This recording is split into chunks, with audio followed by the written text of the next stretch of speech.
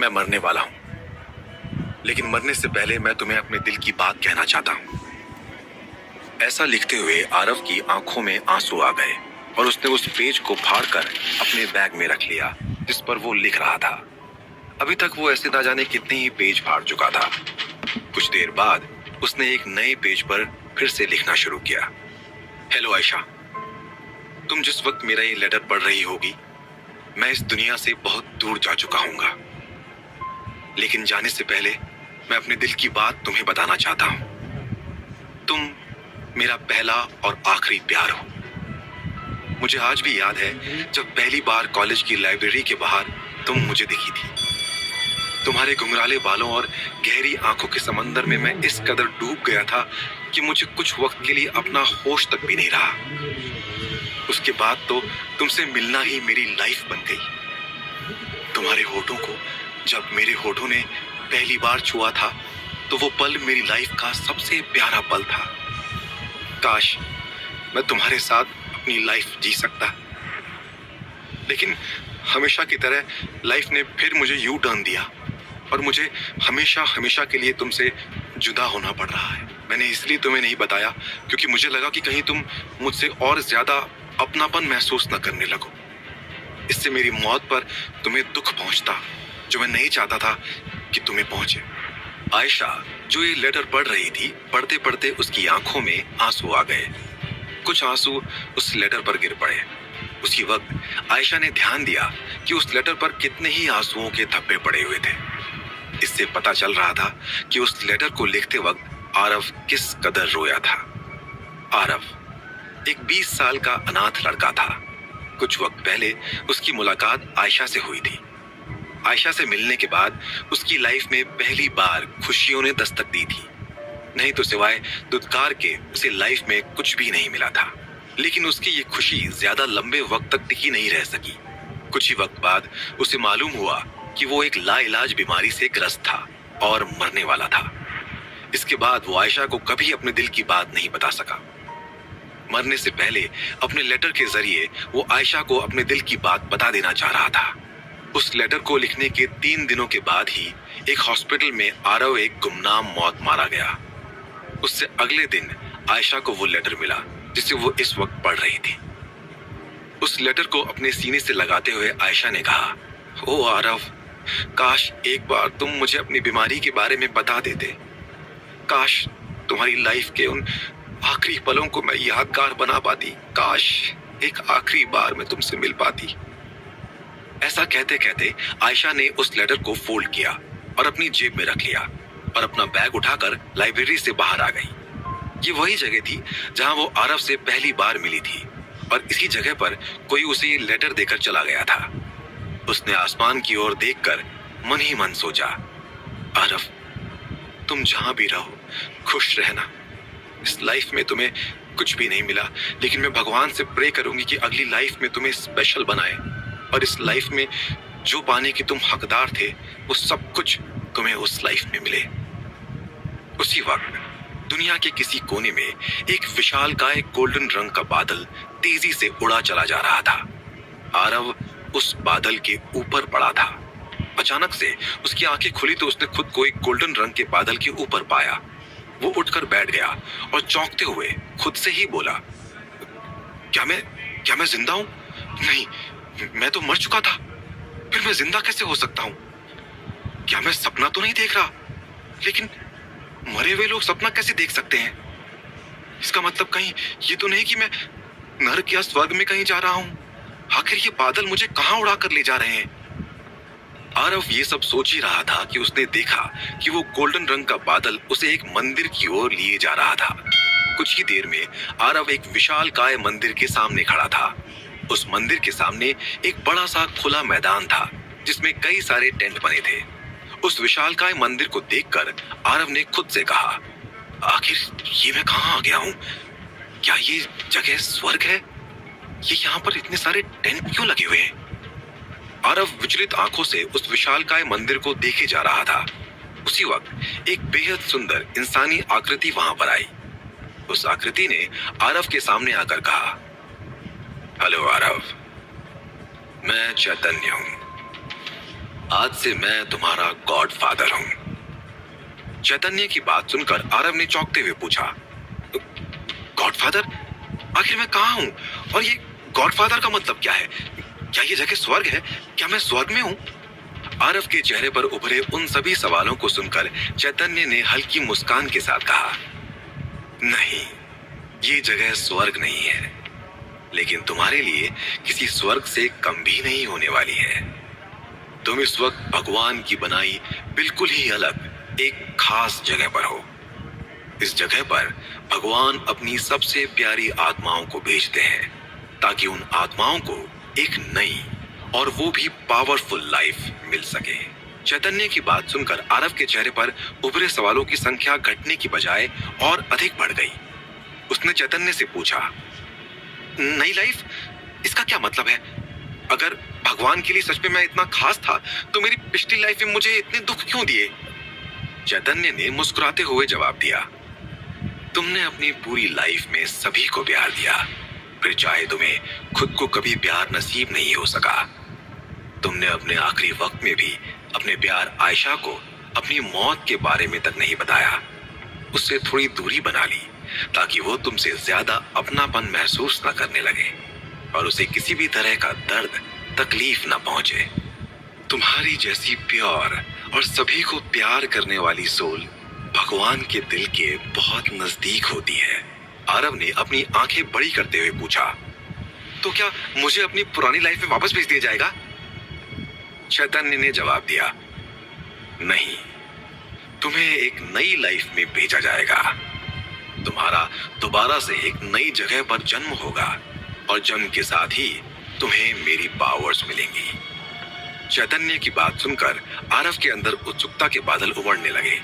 उसने खुशी से उछलते हुए कहा, मतलब आज से आप मेरे गॉडफादर हैं और आप मुझे पावर्स देंगे जिसकी मदद से अगली लाइफ में मैं एक पावरफुल वॉरियर बन सकूंगा।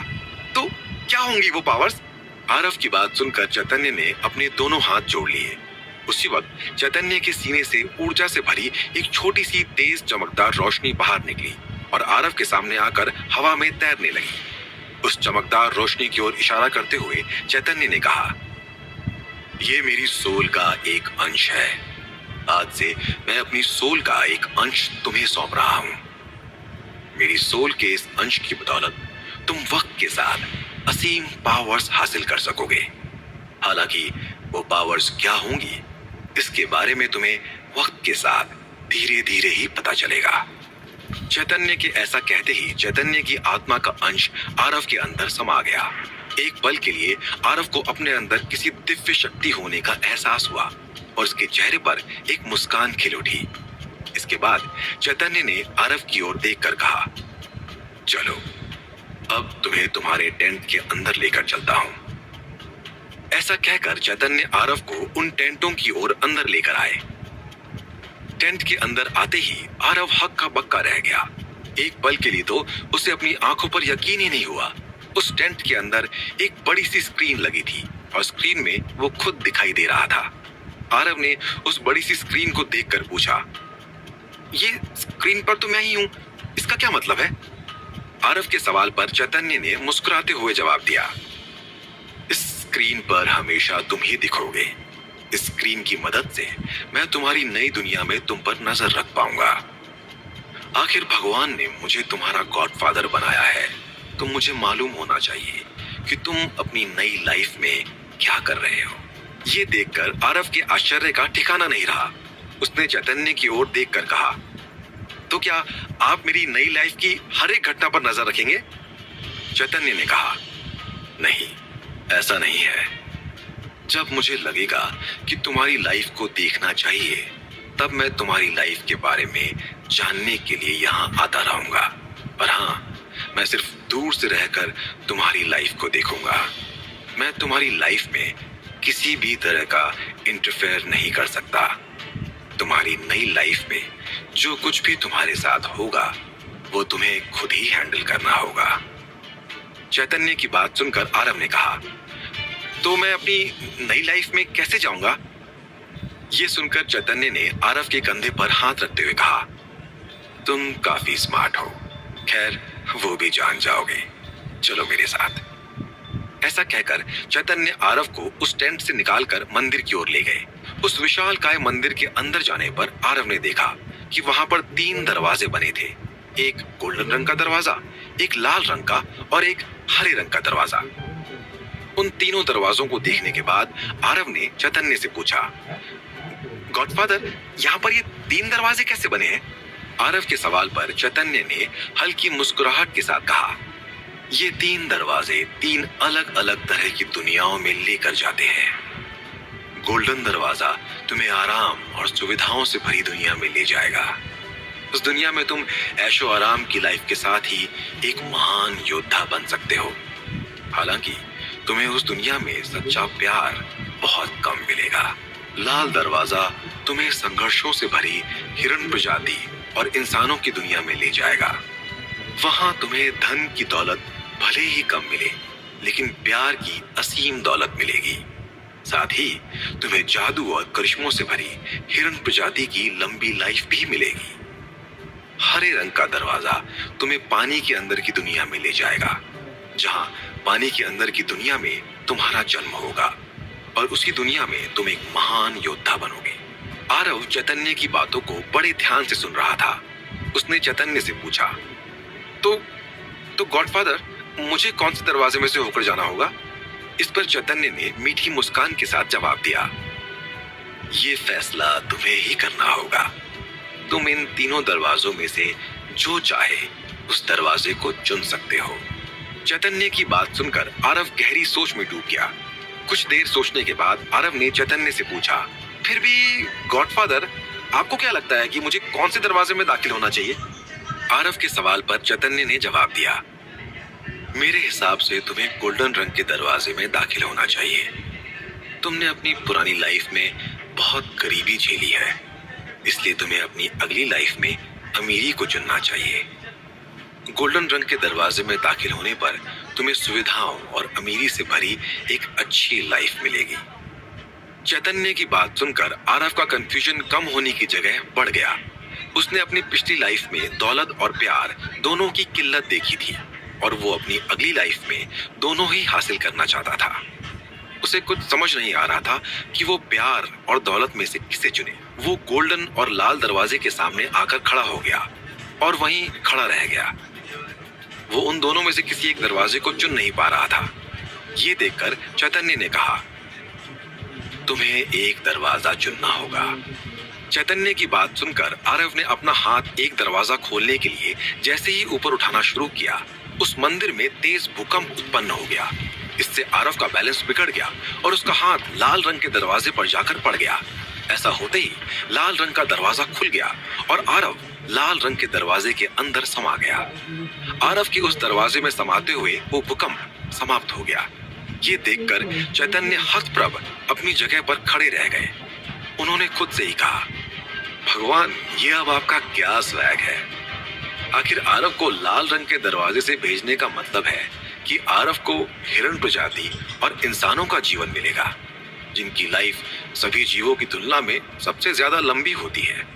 तो क्या आपने इस लड़के आरव के लिए कुछ स्पेशल सोच कर रखा है? खैर, अच्छी बात यह है कि इस बार उस नई दुनिया में आरव के पास मेरी पावर्स हो। ऐसा सोचते हुए चैतन्य के चेहरे पर मंद मुस्कान खिल उठी और वो मंदिर से बाहर की ओर चल पड़े। आरव गोल्डन रंग के दरवाजे से ना जाकर लाल रंग के दरवाजे में दाखिल हो गया था। तो आखिर कैसे होने वाली थी आरव की जिंदगी? क्या अपनी पिछली लाइफ की तरह ही आरव को इस नई लाइफ में भी कई चुनौतियों का सामना करना होगा? आखिर कैसी होगी आरव की नई लाइफ? जानने के लिए सुनते रहिए आरव की लीला, सिर्फ पॉकेट एफएम पर।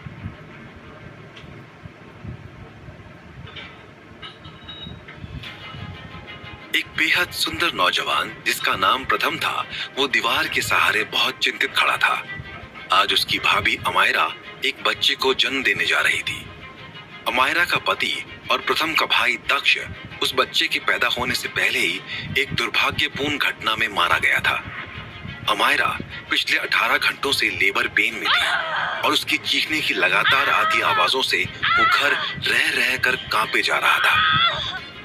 अमायरा के देवर प्रथम को उसके लिए बेहद टेंशन में देखकर एक बूढ़ी औरत ने प्रथम से कहा, थोड़ा धैर्य रख बेटे, कुछ ही देर में एक प्यारा सा बच्चा हमारी गोद में खेल रहा होगा।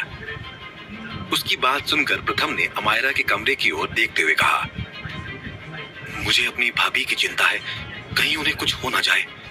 वैसे ही भैया के जाने के बाद उन्होंने ना जाने क्या क्या झेला है। अमायरा को दर्द से तड़पता देखकर उसे संभाल रही दाई ने कहा, अमायरा बस थोड़ा और सब्र रख बच्चे।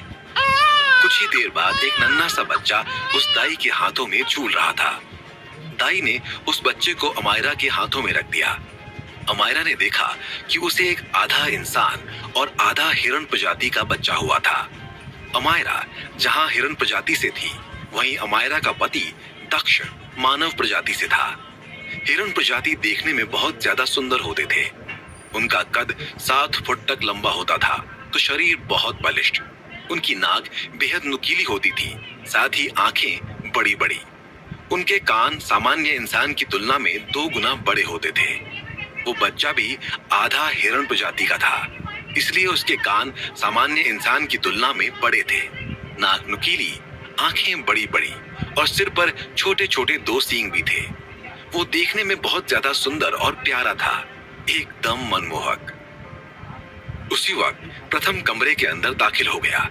जब उसने अमायरा और उसके बच्चे को सही सलामत देखा तो उसकी जान में जान आई। उसी वक्त उस जगह के काउंसिल का एक मेंबर कमरे के अंदर आ गया। उस मेंबर ने अंदर आते ही कहा, ये बच्चा आधा इंसान और आधा हिरण प्रजाति का है। ऐसे में हमें आपके पैदा हुए बच्चे को काउंसिल के सामने लाना होगा। काउंसिल ये तय करेगी कि इस बच्चे के साथ क्या करना है। ये सुनकर अमायरा ने गुस्से से भरकर कहा, तो क्या मेरे बच्चे के फ्यूचर का फैसला उसकी मां ना करके अब विदिशा की काउंसिल तय करेगी? मैं अपने बच्चे को किसी को भी नहीं देने वाली। ऐसा कहते हुए अमायरा जोर से चिल्लाने लगी। मेंबर ने एकदम शांत स्वर में जवाब दिया, ये काउंसिल का ऑर्डर है। वैसे भी आपने काउंसिल के ऑर्डर का उल्लंघन करके इस बच्चे को पैदा किया है। हमें इस बच्चे को अपने साथ ले जाना ही होगा। मेंबर की बात सुनते ही सोल्जर तेजी से प्रथम की ओर बढ़े। ये देखकर प्रथम ने कहा, रुको, ठीक है, तुम बच्चे को अपने साथ ले जा सकते हो, लेकिन क्या तुम एक मां को अपने बच्चे के साथ कुछ पल बिताने को भी नहीं दे सकते? प्रथम की बात सुनकर मेंबर ने कहा, ठीक है, हम लोग कमरे के बाहर ही खड़े हैं, तुम लोगों के पास 5 मिनट है। ऐसा कहकर मेंबर कमरे से बाहर चला गया। मेंबर के वहां से चले जाने के बाद अमायरा ने प्रथम से रोते हुए कहा, ये काउंसिल विदिशा किंगडम के सारे फैसले लेती है, तो इन्हें लगता है कि ये एक मां से उसका बच्चा छीनकर उस बच्चे के साथ कुछ भी करने की अथॉरिटी रखते हैं। अपनी भाभी को निराश होता देखकर प्रथम ने कहा, भाभी, हमारे पास अब कोई ऑप्शन नहीं बचा है। अब इस बच्चे को बचाने का हमारा लास्ट ऑप्शन ही हमें अपनाना होगा। मुझे इस बच्चे को विदिशा से दूर ले जाना होगा। प्रथम की बात सुनकर अमायरा धक सी रह गई। हालांकि मन ही मन उसे इस बात का अंदेशा था कि उसके बच्चे के पैदा होने पर इस तरह की सिचुएशन पैदा हो सकती थी। फिर भी हमेशा वो इस बात को इग्नोर कर दिया करती थी। लेकिन आज वक्त अपनी पूरी क्रूरता लिए उसके सामने खड़ा था और उससे उसका बेटा मांग रहा था। उसकी आंखों से आंसू की नदियां बह पड़ी। प्रथम ने अमायरा की ओर देखकर कहा, आपके पास 2 मिनट है। मुझे यहाँ से निकलने के लिए 3 मिनट काफी होंगे। इन 2 मिनटों में आप जितना प्यार इस बच्चे को दे सकती हैं, दे दे। प्रथम की बात सुनकर अमायरा ने उस बच्चे को अपनी गोद में उठा लिया। पहले तो कुछ पलों के लिए वो उसे निहारती रही, मानो उसकी एक तस्वीर को अपने मन में कैद कर लेना चाहती थी, ताकि उस एक तस्वीर के सहारे वो सालों तक वक्त निकाल सके। उसके बाद उसने उस बच्चे का माथा चूमा, उसे कई बार गले से लगाया। इसके बाद कुछ मंत्रों को बोलकर उसके चारों ओर एक सुरक्षा कवच बना दिया। इस तरह सिर्फ 2 मिनट में अपने हिस्से का सुख बटोर लेने के बाद अमायरा ने सिसकियां लेते हुए मजबूत आवाज में प्रथम से कहा, आज से हम इसे आरव कहकर बुलाएंगे। अमायरा के मुंह से उस बच्चे का नाम सुनकर प्रथम की आंखें चमक उठी। अमायरा ने प्रथम की ओर देखते हुए कहा, मुझसे वादा करो कि तुम हमेशा इसका ख्याल रखोगे। ऐसा कहते कहते आंसुओं की धाराएं अमायरा की आंखों से बह निकली। अमायरा की बात पर प्रथम ने कहा, मैं आपसे वादा करता हूँ कि मैं और मेरी पत्नी लिपिका, हम दोनों अपनी आखिरी सांस तक आरव की सुरक्षा करेंगे। हम इसे किसी भी हाल में इसके माँ बाबा की कमी महसूस नहीं होने देंगे। वक्त आने पर मैं खुद आरव को आपसे मिलवाने विदिशा किंगडम लेकर आऊंगा। प्रथम की बात सुनने के बाद आरव को विदा करने से पहले अमायरा ने आरव के गले में एक नेकलेस डाल दिया। उस नेकलेस के अंदर एक काले रंग की पावरफुल अंगूठी थी जो उसके मृत पिता दक्ष की थी। उसके बाद आरव को अपनी गोद में उठाकर बहुत भारी मन से कपकपाते हाथों से प्रथम के हवाले कर दिया। उस वक्त उसे ऐसा लग रहा था कि मानो उसके शरीर का ही एक हिस्सा काटकर कोई उससे छीन कर लेकर जा रहा हो। इसके बाद प्रथम उस कमरे में बने एक गुप्त रास्ते से होकर आरव को लेकर वहां से निकल गया। इसके ठीक बाद मेंबर कमरे के अंदर आ गया। उसने देखा कि आरव और प्रथम वहां नहीं थे, तो उसने गुस्से में भरकर अमायरा की ओर देखकर कहा, धोखा, तुम्हारी इतनी हिम्मत! सोल्जर्स, प्रथम और उस बच्चे को ढूंढो, वो अभी किंगडम से बाहर नहीं निकले होंगे। मेंबर का आदेश सुनते ही अमायरा अंदर तक सिहर गई। उसने मन ही मन कहा, हे भगवान, मेरे बच्चे और प्रथम की रक्षा करना। आरव उस गुप्त रास्ते से जैसे ही बाहर निकला तो उसने देखा कि बाहर चारों ओर हंगामा मचा हुआ था। चारों ओर उसे और आरव को ही ढूंढा जा रहा था। जैसे ही सोल्जर्स ने प्रथम को देखा तो सभी सोल्जर प्रथम के पीछे हो गए। प्रथम तेजी से आरव को लेकर एक घर में घुस गया। सोल्जर्स ने उस घर को चारों ओर से घेर लिया। उसी वक्त मेंबर वहां आ गया। उसने सोचा, क्यों नहीं इस घर को आग लगवाकर मैं इन दोनों को यहीं मार दूं। इस तरह दक्ष के बेटे से हमेशा हमेशा के लिए छुटकारा मिल जाएगा। काउंसिल को कह दूंगा कि शहर के दंगाइयों ने आग लगा दी थी। ये सोचकर उसने अपने कुछ खास लोगों को दंगाइयों का भेष बनाकर उस घर में आग लगाने को कहा। उस मेंबर की बात सुनकर उन लोगों ने उस घर में आग लगा दी, जिसमें प्रथम आरव को लेकर घुसा हुआ था। प्रथम ने देखा कि उस घर में आग लगा दी गई थी। ये देखकर उसके चेहरे पर मुस्कान आ गई। वो तेजी से उस घर के ही कमरे में चला गया। उस कमरे में पहले से ही 2 लोग मौजूद थे। प्रथम को वहां देखकर उनमें से एक ने कहा, सुरंग बनाने का जो काम हम पिछले 6 महीने से कर रहे थे वो पूरा हो चुका है। उस व्यक्ति की बात सुनकर प्रथम ने कहा, तुम्हें मालूम नहीं है कि तुम लोगों ने आज मुझ पर कितना बड़ा एहसान किया है। क्या लाशों का प्रबंध हो गया? ये सुनकर उस व्यक्ति ने जवाब दिया, इस बच्चे के पिता दक्ष की वजह से ही हम लोग आज जिंदा हैं। हमने 2 लाशों का भी प्रबंध कर लिया है। कल सवेरे ही दूर के एक गांव में एक महिला को मरा हुआ बच्चा पैदा हुआ था। हमने कुछ पैसे देकर उससे उस बच्चे की लाश ले ली। दूसरी लाश एक दूर गांव के भिखारी की है। उन दोनों लाशों को दूसरे कमरे में रख दिया है। ये सुनकर प्रथम ने कहा, बहुत खूब, अब हमें घर को आग लगाने की जरूरत नहीं। ये काम उन लोगों ने खुद ही कर दिया। चलो निकलते हैं यहाँ से। ऐसा कहकर प्रथम उस सुरंग से होकर किंगडम के बाहर निकल गया। दूसरी ओर उस घर के बाहर खड़ा मेंबर उस घर के पूरी तरह से जल जाने पर मन ही मन खुशी से झूम उठा। एक लंबी यात्रा करके प्रथम आरव को लेकर कालपी सिटी आ गया। कालपी सिटी में प्रथम और दक्ष का बचपन बीता था, इसलिए आरव को रखने के लिए उसने यही जगह चुनी थी। उसे लगा कि यहाँ रहकर कहीं न कहीं आरव अपने पिता दक्ष के नजदीक रहेगा, जो उससे बहुत दूर जा चुके थे। इस जगह पर प्रथम ने सिटी के बाहर की बॉर्डर पर अपना नया घर बनवाया था। उस घर की खासियत ये थी कि उस घर का एक सीक्रेट डोर सीधे जंगल में खुलता था। इसका फायदा ये था कि अगर कभी विदिशा की काउंसिल के लोग या फिर दक्ष के दुश्मनों में से कोई उन तक पहुंच भी जाता तो उस सीक्रेट डोर से होकर वो लोग आरव को लेकर वहां से भाग सकते थे। कुछ ही देर में प्रथम अपने 3 मंजिला घर के बाहर खड़ा था। उसके दरवाजा खटखटाते ही दरवाजा खुल गया और अंदर से एक औरत की आवाज आई, जल्दी अंदर आ जाओ। उस आवाज को सुनकर प्रथम जल्दी से अंदर आ गया। प्रथम के अंदर आते ही उस औरत ने प्रथम से पूछा, किसी ने तुम्हें यहाँ आते तो नहीं देखा? अमायरा कैसी है? क्या वो सेफ है? क्या तुम काउंसिल से छिपकर भागने में सफल रहे या हमें अभी अभी यहाँ से निकलना होगा? वो महिला प्रथम की पत्नी लिपिका थी, जो पिछले कई दिनों से प्रथम की राह देख रही थी। लिपिका 30 साल की एक जवान और बेहद खूबसूरत महिला थी। गठा हुआ बदन, लंबे बाल, पहने नाक नक्श, हाथों में चूड़ियां और गले में एक प्यारा सा सोने का हार पहना हुआ था। उसकी आंखों में एक अलग ही चमक थी। लिपिका के सवाल सुनकर प्रथम ने कहा, नहीं, मुझे और आरव को यहाँ आते हुए किसी ने नहीं देखा। विदिशा के तो सभी लोग यही सोचेंगे कि मैं और आरव घर के अंदर जलकर मर गए। प्रथम की बात सुनकर लिपिका ने चौंकते हुए कहा, मतलब उन लोगों ने आरव को जलाने की कोशिश की? ये काउंसिल के लोग इतना नीचा गिर सकते हैं? मैंने बिल्कुल नहीं सोचा था। उसने अपना हाथ आगे बढ़ाकर आरव को अपनी गोद में ले लिया। आरव अभी भी गहरी नींद में सो रहा था। उसके मासूम चेहरे को देखकर लिपिका के अंदर का ममत्व जाग उठा। एक पल के लिए तो उसे लगा कि जैसे उसके हाथों में उसका अपना बच्चा था। उसकी प्यारी प्यारी आंखें, गोल मटोल चेहरा लिपिका के ऊपर एक अलग ही तरह का नशा कर रहा था। उसने प्रथम से कहा, तुम्हें याद है, हमने सोच रखा था कि हम अपने बच्चे का नाम आरव रखेंगे। मैं हमेशा भगवान से लड़ती थी कि पता नहीं मेरे तप में ऐसी क्या कमी रह गई जो मुझे आज तक एक बच्चे का सुख नहीं मिला।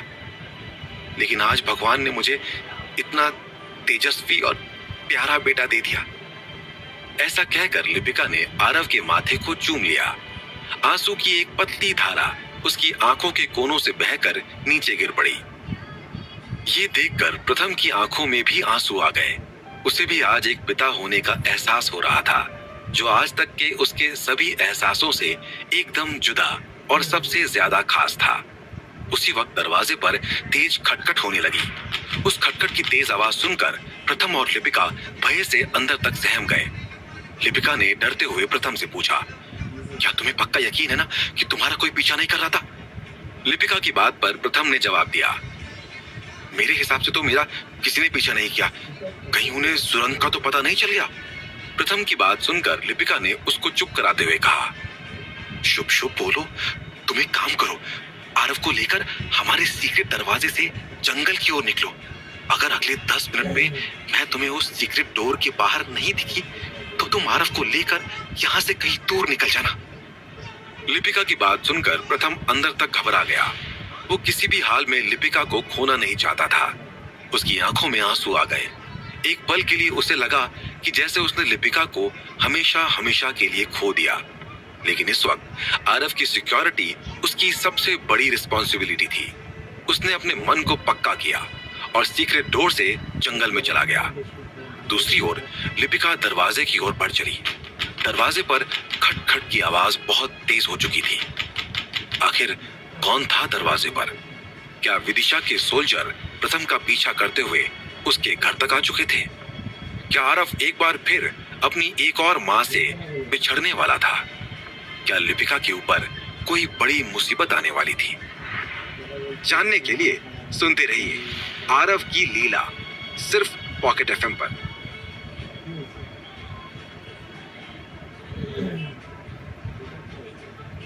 प्रथम आरव को लेकर सीक्रेट डोर से होता हुआ जंगल के अंदर आ तो गया था, लेकिन उसे लिपिका की बहुत ज्यादा चिंता सता रही थी।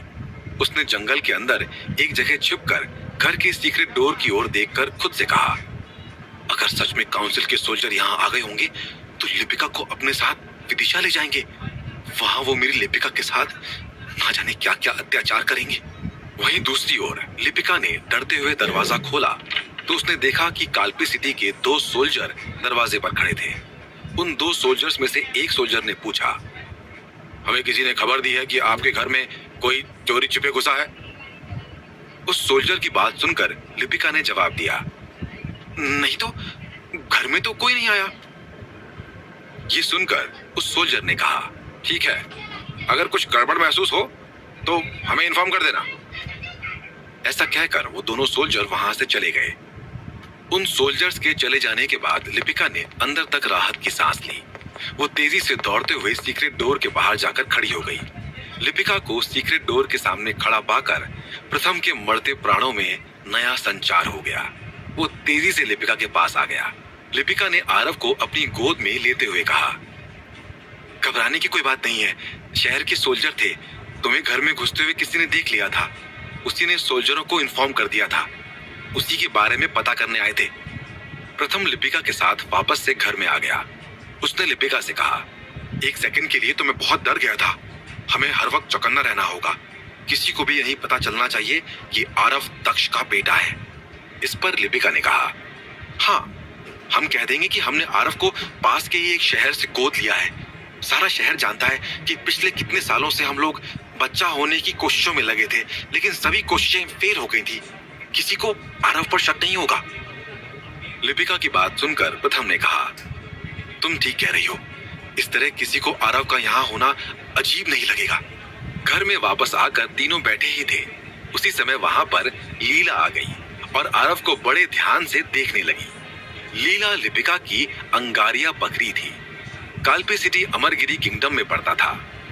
अमरगिरी किंगडम की ही बेहद दुर्लभ नस्ल थी अंगारिया बकरी। इन अंगारिया बकरियों को सोचने समझने की शक्ति नॉर्मल बकरियों की तुलना में कहीं ज्यादा होती थी। लीला बेहद उत्सुक नजरों से आरव को उचक उचक कर देखे जा रही थी। ये देखकर लिपिका ने प्रथम से कहा, जिंदगी भी कितनी अनोखी है। आज लीला के 2 बच्चे हुए थे, वो दोनों ही पैदा होते ही मर गए। मेरा दिल बेचारी लीला की हालत देखकर बैठा जा रहा था। वो पूरी तरह मुरझा गई थी और देखो, भगवान की माया, आज ही भगवान ने आरव को यहाँ भेज दिया। ऐसा कहने के बाद लिपिका लीला को आरव को दिखाते हुए बोली, ये देखो लीला, कितना मासूम है ना। आज से इसका ख्याल तुम्हें ही रखना है, ठीक है। लिपिका की बात सुनकर लीला ने मैं करके लिपिका की बात पर अपनी सहमति दी और वहीं लिपिका के पास बैठ गई। लीला के अंदर आरव को देखकर एक अलग ममता जाग उठी थी। उसे आरव में अपने दोनों बच्चे दिखाई दे रहे थे जो पैदा होते ही मर गए थे। इसके बाद तो लीला हर पल आरव के साथ रहने लगी। लिपिका आरव को बिस्तर पर लिटाती तो लीला भी वहीं बिस्तर पर आरव के पास ही बैठी रहती। लिपिका आरव को नहलाती तो लीला भी आरव के पास खड़ी होकर उसे देखती रहती। एक तरह से लीला हर पल आरव की सुरक्षा करने लगी। इस तरह आरव लिपिका और लीला के लाड़ प्यार में पलने लगा। देखते ही देखते आरव 8 साल का हो गया। उसकी मस्ती अब एक अलग ही स्तर पर चली गई थी। वो लीला की पीठ पर सवार होकर घर के पास ही बह रही नदी के किनारे चला जाया करता था। नदी की उस किनारे पर एक खाली पड़ा टूटा फूटा घर था। वो टूटा फूटा खाली पड़ा घर आरव के खेलने की जगह बन चुकी थी, जहां पर लीला के साथ वो खेलता रहता था। लिपिका को घर के दरवाजे से वो घर दिखता था, इसलिए वो भी आरव और लीला को उस खाली पड़े घर में जाने से नहीं रोकती थी। हालांकि उस जगह के अलावा आरव के कहीं और जाने पर लिपिका ने सख्त पहरा लगाया था। लीला भी आरव को उस जगह के अलावा कहीं और नहीं जाने देती थी। अभी तक आरव के दोस्तों का एक पूरा ग्रुप बन चुका था। आरव अपने ग्रुप और लीला के साथ नदी किनारे उस घर में अपना किंगडम चलाने लगा। आरव उस घर का हेड था और लीला उसकी सिक्योरिटी हेड। ग्रुप के बाकी बच्चे सोल्जर और आम जनता थी। एक बच्चा आम आदमी बनकर अपनी फरियाद लेकर आता था तो आरव उस घर की एक टूटी फूटी कुर्सी पर बैठकर उस बच्चे के साथ न्याय करता। ऐसे ही समय बीतता गया और आरव का नटखट और शरारती स्वभाव बढ़ता चला गया। आरव दिन भर लीला और दोस्तों के साथ मस्ती करता और रात में लिपिका की गोद में आकर बह जाता और रात भर लिपिका से लिपट कर सोता। उसकी और लीला की दोस्ती पूरे काल्पी सिटी में फेमस हो चुकी थी। पूरे शहर में किसी की भी हिम्मत आरव को कुछ कहने की नहीं पड़ती थी। ऐसा इसलिए नहीं था क्योंकि उन्हें लिपिका, प्रथम या आरव से कोई खतरा था, बल्कि उन्हें खतरा इस बात से रहता था कि अगर उन्होंने आरव को कुछ कहा तो लीला वहां आ जाएगी। एक दिन आरव लीला के साथ नदी के किनारे पर खेलते हुए बहुत दूर तक निकल गया। लिपिका ने जब घर के दरवाजे से बाहर देखा तो उसे आरव बाहर नहीं दिखाई दिया। ये देखकर लिपिका बुरी तरह से घबरा गई और चीखते हुए नदी के किनारे की ओर दौड़ गई। नदी के किनारे आरव को ना पाकर लिपिका का बुरा हाल हो गया। उसे किसी अनहोनी का अंदेशा होने लगा। लिपिका को चीखता सुनकर प्रथम भी वहां आ गया। प्रथम को वहां आता देखकर लिपिका रोते हुए बोली, देखो ना प्रथम, पता नहीं ये आरव कहां चला गया। इस पर प्रथम ने कहा, अरे परेशान क्यों हो रही हो, आरव लीला के साथ कहीं आसपास चला गया होगा। उसी समय आरव लीला की पीठ पर सवार होकर वहां पहुंच गया।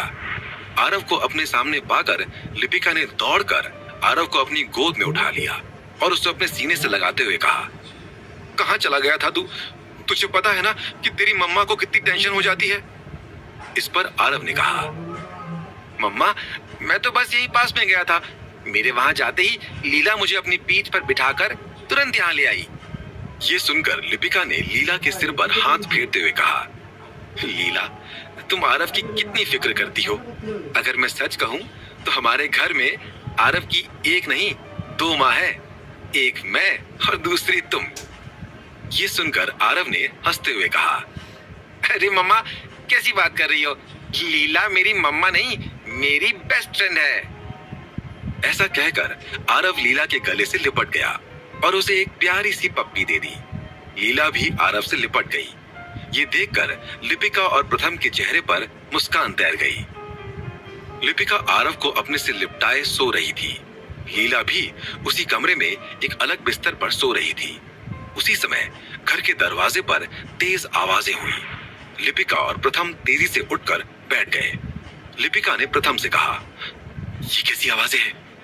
इस पर प्रथम ने कहा, तुम परेशान ना हो, मैं देखता हूं। ऐसा कहकर प्रथम जैसे ही बिस्तर से उठा, अचानक से दरवाजे को तोड़ने की तेज आवाज वहां आई और कई लोग दरवाजे को तोड़कर घर के अंदर घुस गए।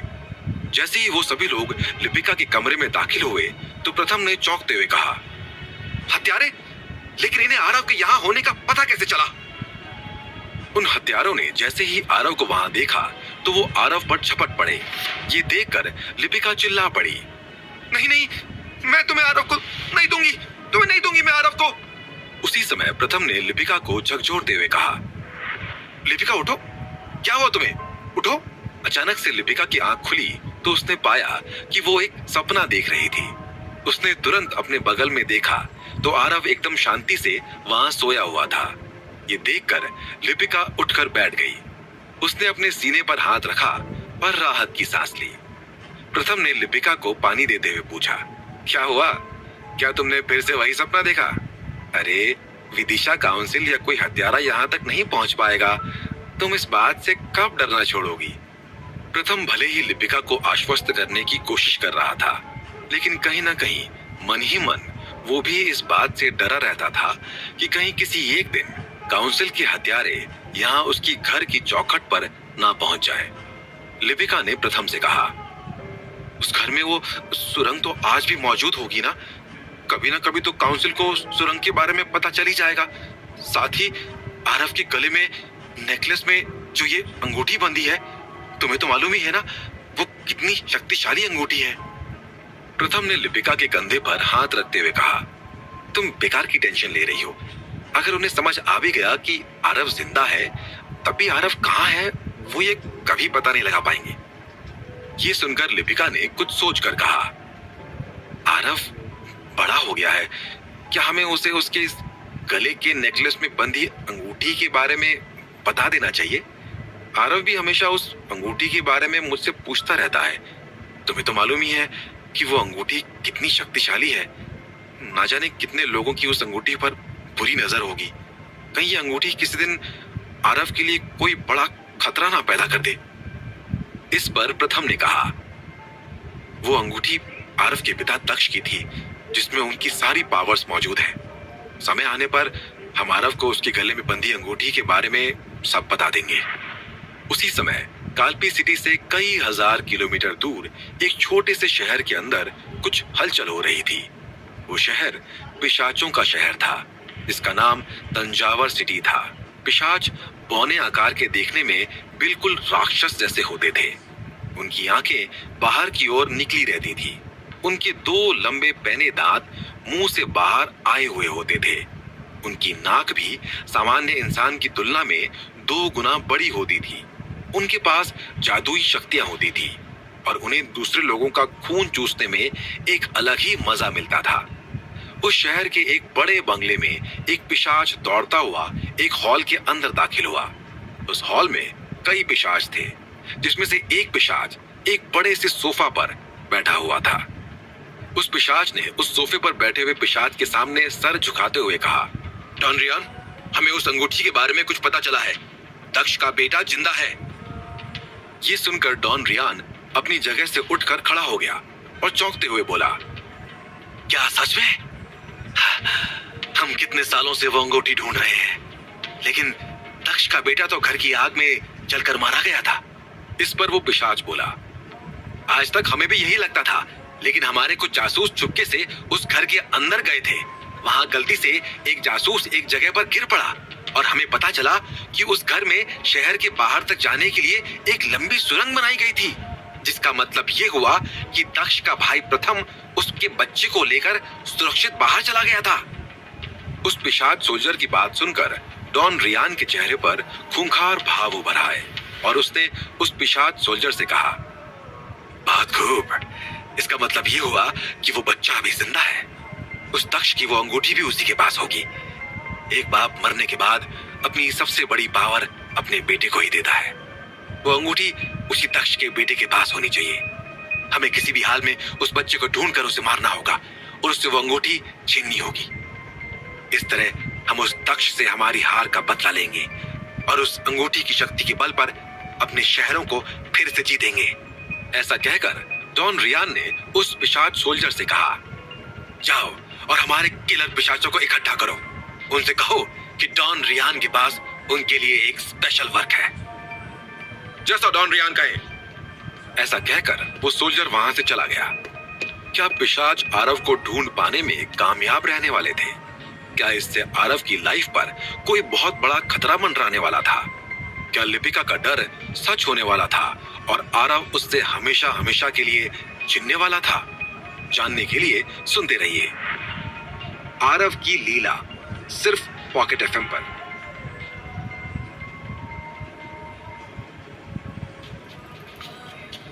अपनी तरफ बढ़े आ रहे पिशाचों के खतरे से बेखबर आरव अपने रूम में आराम से लेटा हुआ अपने गले के नेकलेस से बंधी अंगूठी से खेलता हुआ अगले दिन क्या करना है इसकी प्लानिंग कर रहा था। उसी समय उसके दिमाग में उसके चैतन्य की आवाज गूंज गई।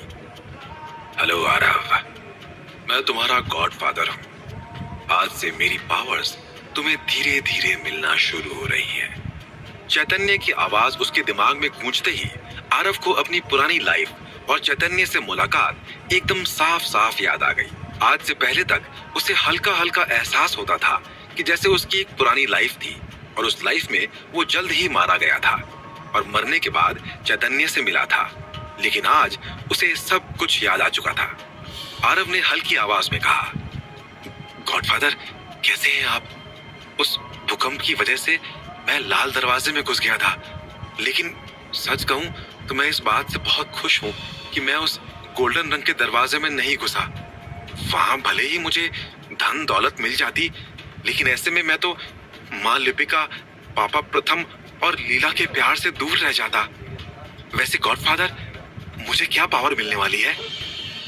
चैतन्य की आवाज आई, जब भी तुम किसी जादू को सीखोगे तो उस जादू को सीखने की तुम्हारी स्पीड नॉर्मल लोगों की तुलना में कहीं ज्यादा होगी। इसका मतलब ये हुआ कि अगर एक नॉर्मल इंसान को किसी जादू को सीखने में 1 साल का समय लगता है तो तुम उस जादू को 1 महीने में ही सीख लोगे।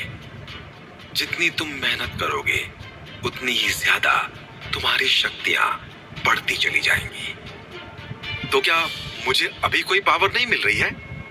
आरव ने पूछा। इस पर चैतन्य ने कहा, कुछ पावर्स तुम्हें अभी मिल रही है, जैसे तुम ऊंची छलांग लगा सकोगे, बहुत तेज दौड़ सकोगे। ऐसा कहने के बाद वो आवाज शांत हो गई। चैतन्य की बातें सुनकर आरव के दिमाग में पावर्स के बारे में घूमने लगा। उसी समय लिपिका रूम के अंदर आई और उसने आरव से पूछा, ये इतनी देर तक किससे बातें किए जा रहा है? लिपिका की बात सुनकर आरव ने जवाब दिया, मम्मा पता है मैं बड़ा हो गया हूँ और पावरफुल भी। ऐसा कहकर आरव ने अपनी बाजुएं लिपिका को दिखाई। लिपिका को आरव की ये बात समझ नहीं आई और उसने आरव के गाल पर प्यारी सी पप्पी देते हुए कहा, मेरा बेटा तो सबसे ज्यादा ताकतवर है। अगली सुबह आरव जल्दी से तैयार होकर नदी किनारे अपने राज्य यानी उजड़े घर में पहुंच गया। कुछ ही देर में वहां पर एक दूसरा ग्रुप आ गया। उस दूसरे ग्रुप के बच्चे ने आरव से कहा, क्या रे, कब तक इस टूटे घर में खेल खेल कर अपने आप को हेड कहता रहेगा? हा? असली हेड है तो चल हमारी टोली के साथ मुकाबला कर। उस बच्चे की बात सुनकर आरव के ग्रुप के जतिन ने कहा, आरव इनके मुंह मत लग, ये हमें फंसाने की कोशिश कर रहे हैं। आरव तो आज एक अलग ही स्वैग में था। उसने उस बच्चे से कहा, ऐसी बात है तो ठीक है, हम पास के ही आम के बाग में जाएंगे। जो ग्रुप 10 मिनट में ज्यादा आम तोड़ेगा वही जीतेगा। आरव के ग्रुप के सभी बच्चे 7-8 साल के थे। वहीं दूसरे ग्रुप में 12 से 13 साल के बच्चे। उन बच्चों ने जब आरव का प्रस्ताव सुना तो उन्हें हंसी आ गई। दूसरे ग्रुप के बच्चे ने कहा, अगर हम जीत गए तो नदी का ये इलाका हमारा होगा, तुम लोग यहाँ फिर कभी दिखाई नहीं दोगे। इस पर आरव ने कहा, लेकिन अगर तुम हार गए तो फिर इस इलाके में कभी दिखाई मत देना। आरव की बात पर दूसरी टोली के सभी बच्चों को हंसी आ गई। उनके हिसाब से मुकाबला शुरू होने से पहले ही वो जीत चुके थे। आरव की टोली के बच्चों की भी हालत खराब थी। उन सभी को लग रहा था कि आज पता नहीं आरव ने ऐसा मुकाबला क्यों रख लिया था। उन सभी को अपनी हार साफ साफ दिखाई दे रही थी। कुछ ही देर में सभी बच्चे आम के बाग में जा पहुंचे। आरव के ग्रुप के विवान ने जतिन से कहा, यार लगता है आरव की वजह से हमारा नदी का किनारा हमसे छूटने वाला है। इस पर जतिन ने कहा, यार डर तो मुझे भी लग रहा है, पता नहीं आज आरव को क्या हो गया है। लेकिन आरव हमारा हेड है, हमें अपने हेड का साथ देना ही होगा। असली योद्धा हमेशा हेड का साथ देते हैं। कुछ ही देर में दोनों ग्रुप के बीच मुकाबला शुरू हो गया। दूसरे ग्रुप के बच्चे तेजी के साथ आम के पेड़ों पर चढ़ गए और आमों को तोड़ना शुरू कर दिया। दूसरी ओर आरव के ग्रुप के बच्चे तो आम के पेड़ पर चढ़ तक भी नहीं पा रहे थे। ये देखकर दूसरे ग्रुप के एक बच्चे ने आरव के ग्रुप का मजाक बनाते हुए कहा, क्या हुआ, सीढ़ी मंगवा दे। ये सुनकर विवान ने जतिन से कहा, ये आरव हमें यहाँ फंसाकर खुद कहाँ चला गया। उसी समय उन्होंने देखा कि आरव दूर से बहुत तेज स्पीड से भागता हुआ आ रहा था। अगले ही पल आम के पेड़ के नजदीक पहुंचकर उसने एक जोरदार छलांग लगा दी और हवा में उड़ते हुए सीधे आम के पेड़ पर चढ़ गया। ये देखकर आरव के ग्रुप और दूसरे ग्रुप के बच्चों का मुंह खुला का खुला रह गया। उनमें से किसी को भी अपनी आंखों पर यकीन नहीं हो रहा था। दूसरे ग्रुप के एक बच्चे ने कहा, ये कैसे मुमकिन है। अगले ही पल आरव उस पेड़ से कई आमों को तोड़कर दूसरे पेड़ पर जा चुका था। आरव के ग्रुप के बच्चों ने जब ये देखा तो वो उस पेड़ के नीचे गिरे आमों को इकट्ठा करने दौड़ पड़े। हालांकि उन्हें समझ नहीं आ रहा था कि आरव ये कैसे कर पा रहा था। अभी कल तक तो आरव को थोड़ी ऊंचाई भी पार करने में बड़ी मेहनत लगती थी। कुछ ही देर में आरव ने कई पेड़ों से आम तोड़ तोड़ कर नीचे डाल दिए। 10 मिनट पूरे होने पर जब गिनती हुई तो आरव के ग्रुप के पास दूसरे ग्रुप की तुलना में 2 गुने आम थे। ये देखकर दूसरे ग्रुप के बच्चों का तो मुंह तक भी नहीं खुल पा रहा था। उन्होंने सपने में भी नहीं सोचा था कि आरव कुछ ऐसा चमत्कार कर देगा। आरव के ग्रुप का तो खुशी से झूम झूम कर बुरा हाल हो रहा था। पिछले कई दिनों से दूसरी टोली उन्हें नदी के किनारे खेलने से बहुत परेशान कर रही थी, लेकिन आज आरव ने उन सभी का काम तमाम कर दिया था। सभी बच्चों ने मिलकर आरव को अपने कंधे पर उठा लिया और नाचते गाते हुए उसे नदी किनारे के अपने टूटे घर में ले गए। वहां पर आरव को नए सिरे से उस घर की किंगडम का प्राइम मिनिस्टर चुना गया। उसकी ताजपोशी हुई। आरव भी सीना फुलाकर धूल से भरी टूटी कुर्सी पर बैठा रहा। उसके पास खड़ी लीला मैं करते हुए अपनी खुशी का इजहार कर रही थी। दूसरे ग्रुप के बच्चों को हराकर और आरव की पावर को देखकर ग्रुप के सभी बच्चों ने अपनी सीमाएं बढ़ाने का डिसीजन लिया। इसके लिए टोली के सभी बच्चों की एक बेहद इंपॉर्टेंट मीटिंग हुई। मीटिंग में विवान ने कहा, देखो, दूसरे ग्रुप को हराने की वजह से अब नदी के इस पूरे किनारे पर हमारा कंट्रोल हो गया है। अब आसपास के सभी घर पर हमारी किंगडम आ चुकी है। अब हमें इन घरों से फूड टैक्स कलेक्ट करना होगा। ये सुनकर जतिन ने कहा, हमारे प्राइम मिनिस्टर आरव का इस पर क्या कहना है? आरव ने कहा, मामला सीरियस है। हमें दिन भर खेलने के बाद भूख बहुत लगती है और अच्छी अच्छी डिशेस खाने की जरूरत पड़ती है। किंगडम के सलाहकार का इस पर क्या कहना है? इस पर पिनाक, जो उनके किंगडम का सलाहकार भी था, उसने कहा, प्राइम मिनिस्टर, किंगडम के खाने के भंडार खाली पड़े हैं। हमें आसपास के घरों से टैक्स वसूल कर तुरंत किंगडम के भंडारों को खाने की टेस्टी टेस्टी डिशेस से भरने की जरूरत है। ये सुनकर जतिन ने कहा, लेकिन हमें मालूम कैसे चलेगा कि किस घर में टेस्टी डिशेस बन रही हैं? ये सुनकर आरव ने कहा, रुको। ऐसा कहकर आरव ने अपनी आंखें बंद कर ली और लंबी गहरी सांस लेने लगा। उसकी नुकीली नाक हिलने लगी, मानो कुछ सूंघ रही हो। सभी बच्चे आंखें फाड़े आरव को देखे जा रहे थे। कुछ देर लंबी लंबी सांसें खींचने के बाद आरव ने आंखें खोल ली। उसके चेहरे पर एक अलग ही खुशी जगमगा उठी। उसने सभी बच्चों की ओर देखकर कहा, पास के एक घर में टेस्टी टेस्टी डिशेस बनी है। ये सुनकर जतिन ने कहा, तुम्हारी नाक इतनी दूर तक का कैसे सूंघ पा रही है? इस पर आरव ने कहा, बस भगवान की दया।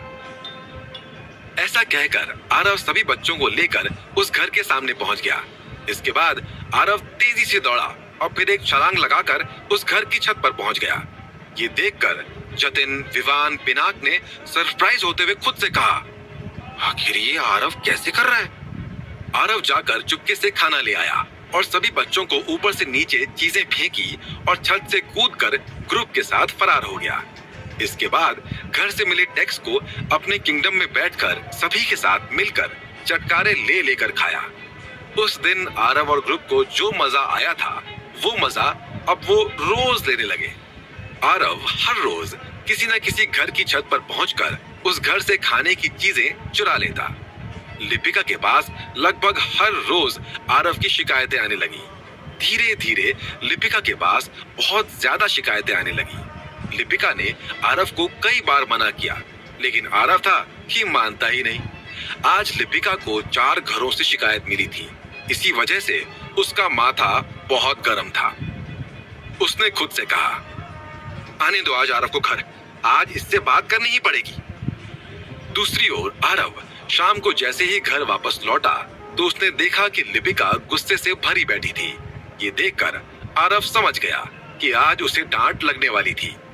आरव को देखते ही लिपिका ने बनावटी गुस्से से कहा, आ गए लाट साहब, करा दी ना अपनी मम्मा की बेइज्जती। शहर के लोग तो सोचते होंगे ना कि लिपिका कैसी मम्मा है, वो अपने बेटे आरव को कुछ खाने को देती ही नहीं है, इसलिए आरव गली गली घूमते हुए दूसरे के घरों में खाना चोरी करके खाता है। क्या तुझे मैं खाना नहीं देती? बता कौन से पकवान तुझे चाहिए, मैं अभी तुझे बना कर देती हूँ। तू आखिर क्यों दूसरों के घरों में घुसकर चोरी करके खाता है? लिपिका की बात सुनकर आरव ने मासूम सा चेहरा बना लिया। ऐसा होते ही उसके दोनों लंबे कान नीचे की ओर झुक गए। उसने थोड़ा सकपकाते हुए कहा, मम्मा वो क्या है ना कि जैसे ही मैं कोई टेस्टी डिश सूंघता हूँ ना तो कंट्रोल नहीं कर पाता और सीधे उस डिश की ओर खींचे। लिपिका ने आरव को बीच में काटते हुए कहा, आज तेरी मम्मा तेरे मासूम चेहरे पर पिघलने वाली नहीं है। ऐसे तेरे पेट में कौन सा कुआं खुदा है जो कितना भी खा ले भरता ही नहीं है।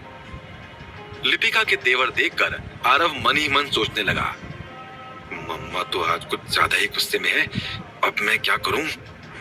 दूसरी ओर पिशाचों के तंजावर सिटी में कई पिशाच डॉन रियान के सामने खड़े थे। डॉन रियान ने उन सभी पिशाचों की ओर देखकर पूछा, क्या उस दक्ष के बच्चे के बारे में कुछ पता चला?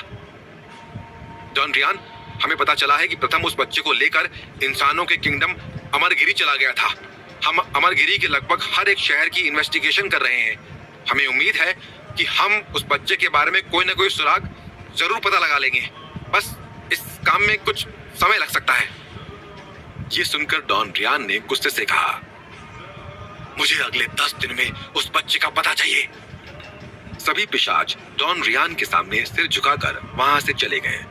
डॉन रियान के बगल में उसका सिक्योरिटी हेड बैठा था।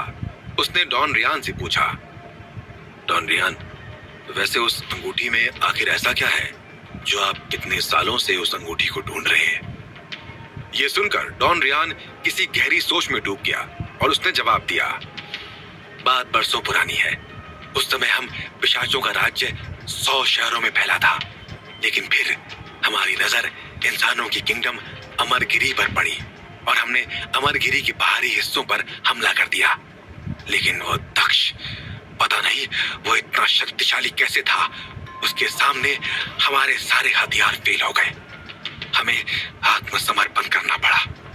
उस समय उसने हमारे सारे हथियारों को किसी गुप्त जगह छिपा दिया और उस गुप्त जगह का मैप उस अंगूठी के अंदर रख दिया। उस अंगूठी के अंदर दक्ष की सारी पावर भी छिपी है। एक बार हमें वो अंगूठी मिल गई तो अपने हथियार हासिल करके और दक्ष की पावर के दम पर हम अपने खोए हुए सारे शहर वापस जीत सकेंगे। बस एक बार हमें वो दक्ष का बेटा मिल जाए, फिर उसे मारकर हम उससे वो अंगूठी छीन लेंगे। क्या पिशाच आरव का ठिकाना ढूंढने में कामयाब होने वाले थे? अगर ऐसा हो जाता तो क्या आरव की जिंदगी पर कोई बड़ी मुसीबत आने वाली थी? और क्या आरव लिपिका के सवालों से खुद को बचा पाएगा? क्या लिपिका सच में आरव की मासूमियत पर ना पिघलकर उसे कड़ी सजा देने वाली थी? जानने के लिए सुनते रहिए आरव की लीला, सिर्फ पॉकेट एफएम पर।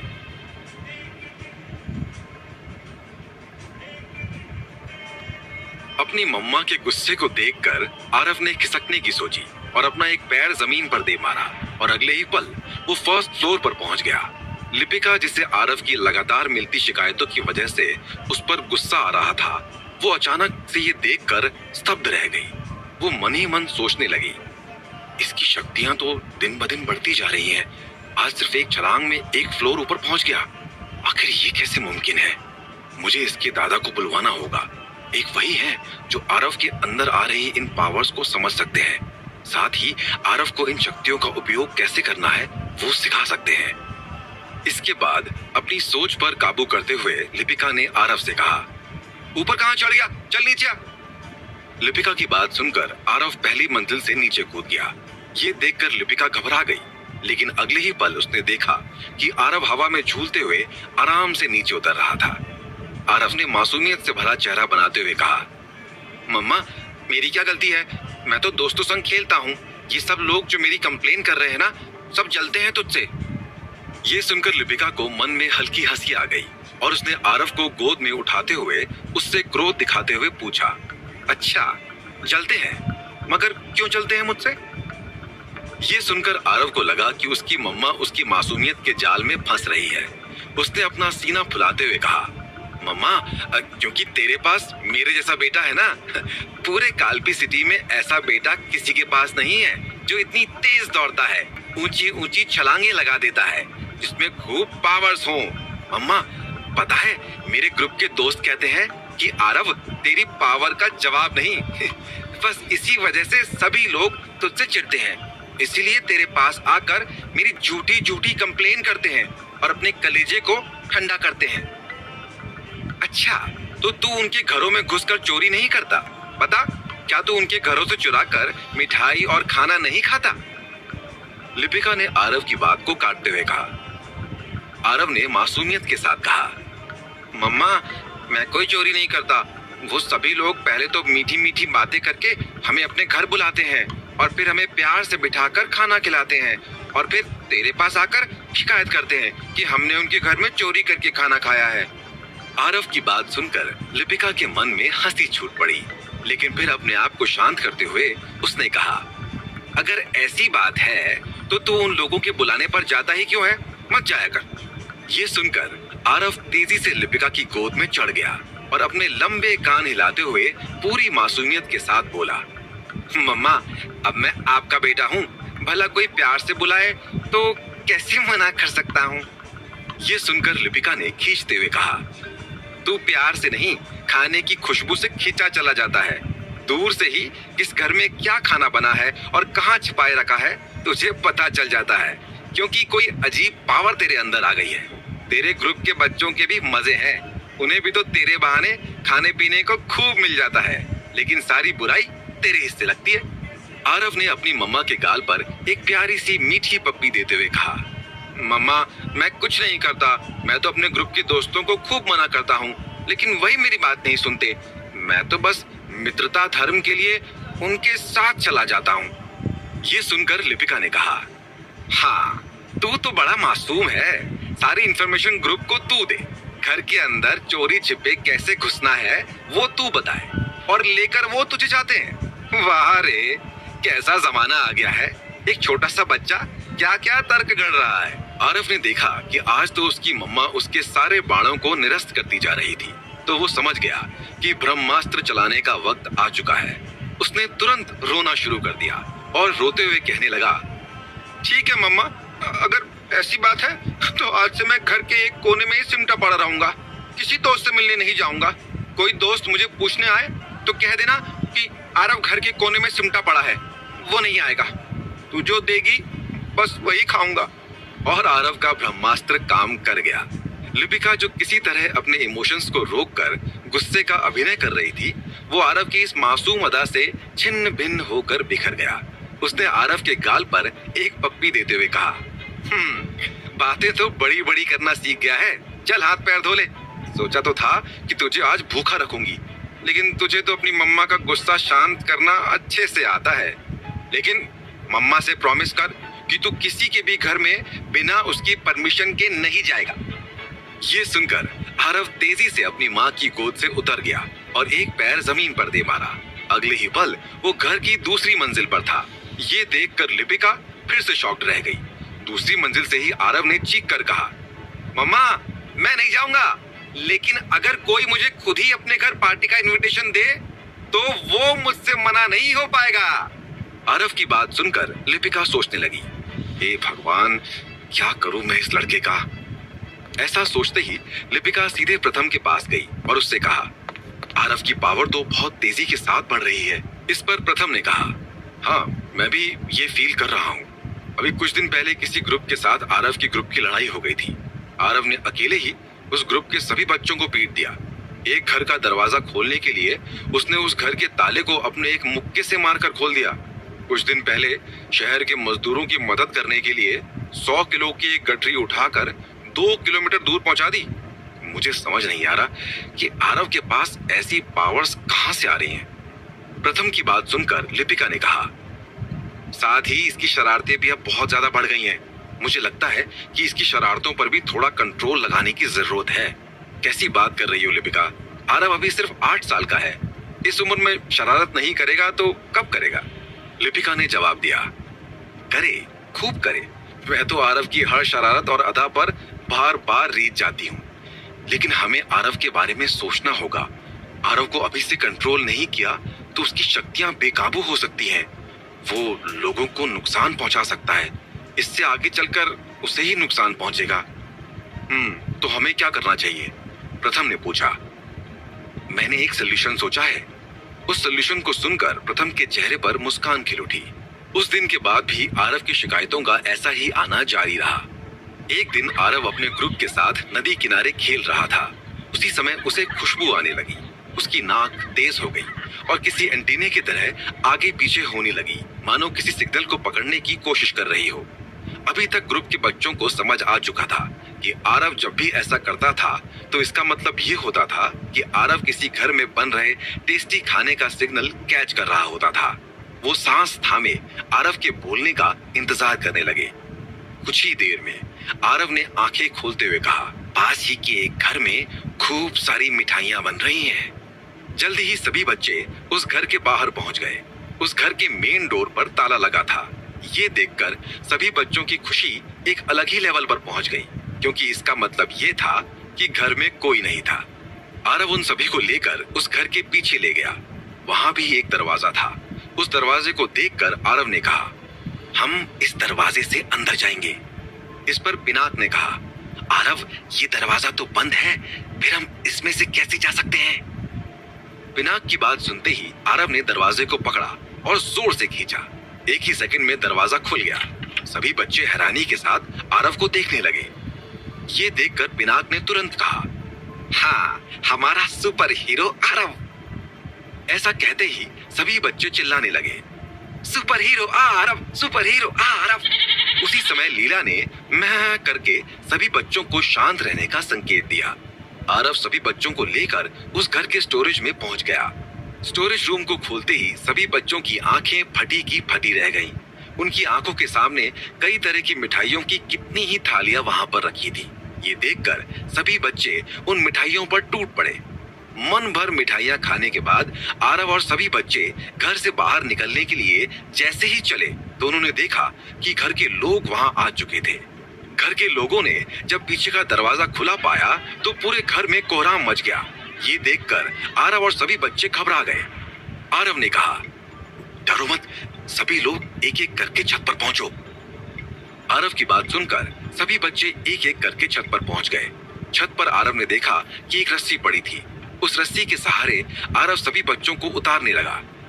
उसी समय घर के लोग छत पर आ गए। लोगों ने जब आरव को वहां देखा तो उसे पकड़ने के लिए दौड़े। इस समय जतिन रस्सी से नीचे उतर रहा था, इसलिए आरव रस्सी को छोड़कर वहां से भाग नहीं सका। उसी समय दो लोगों ने आकर आरव को पकड़ लिया। ये देखकर आरव बहुत ज्यादा घबरा गया और उसने अपने हाथ उन दोनों लोगों से छुड़वाने के लिए उन लोगों को धक्का दे दिया। उसके धक्के की ताकत इतनी ज्यादा थी कि वो दोनों लोग हवा में उड़ते हुए छत से नीचे गिर गए। छत से गिरते ही वो दोनों लोग लहूलुहान हो गए। आरव ये देखकर घबरा गया और छत से कूदकर वहां से फरार हो गया। उसे समझ आ रहा था कि घर लौटने पर उसकी शामत आने वाली थी। वो अंदर ही अंदर बहुत ज्यादा घबरा रहा था। उसे समझ नहीं आ रहा था कि वो क्या करे। डरा सहमा आरव धीमे कदमों से घर की ओर बढ़ रहा था। लीला उसके साथ साथ चल रही थी। जो कुछ हुआ था उससे लीला भी अंदर ही अंदर बहुत डरी हुई थी। आरव जब अपने घर पहुंचा तो उसने देखा कि वहां पर बड़ी संख्या में लोग मौजूद थे।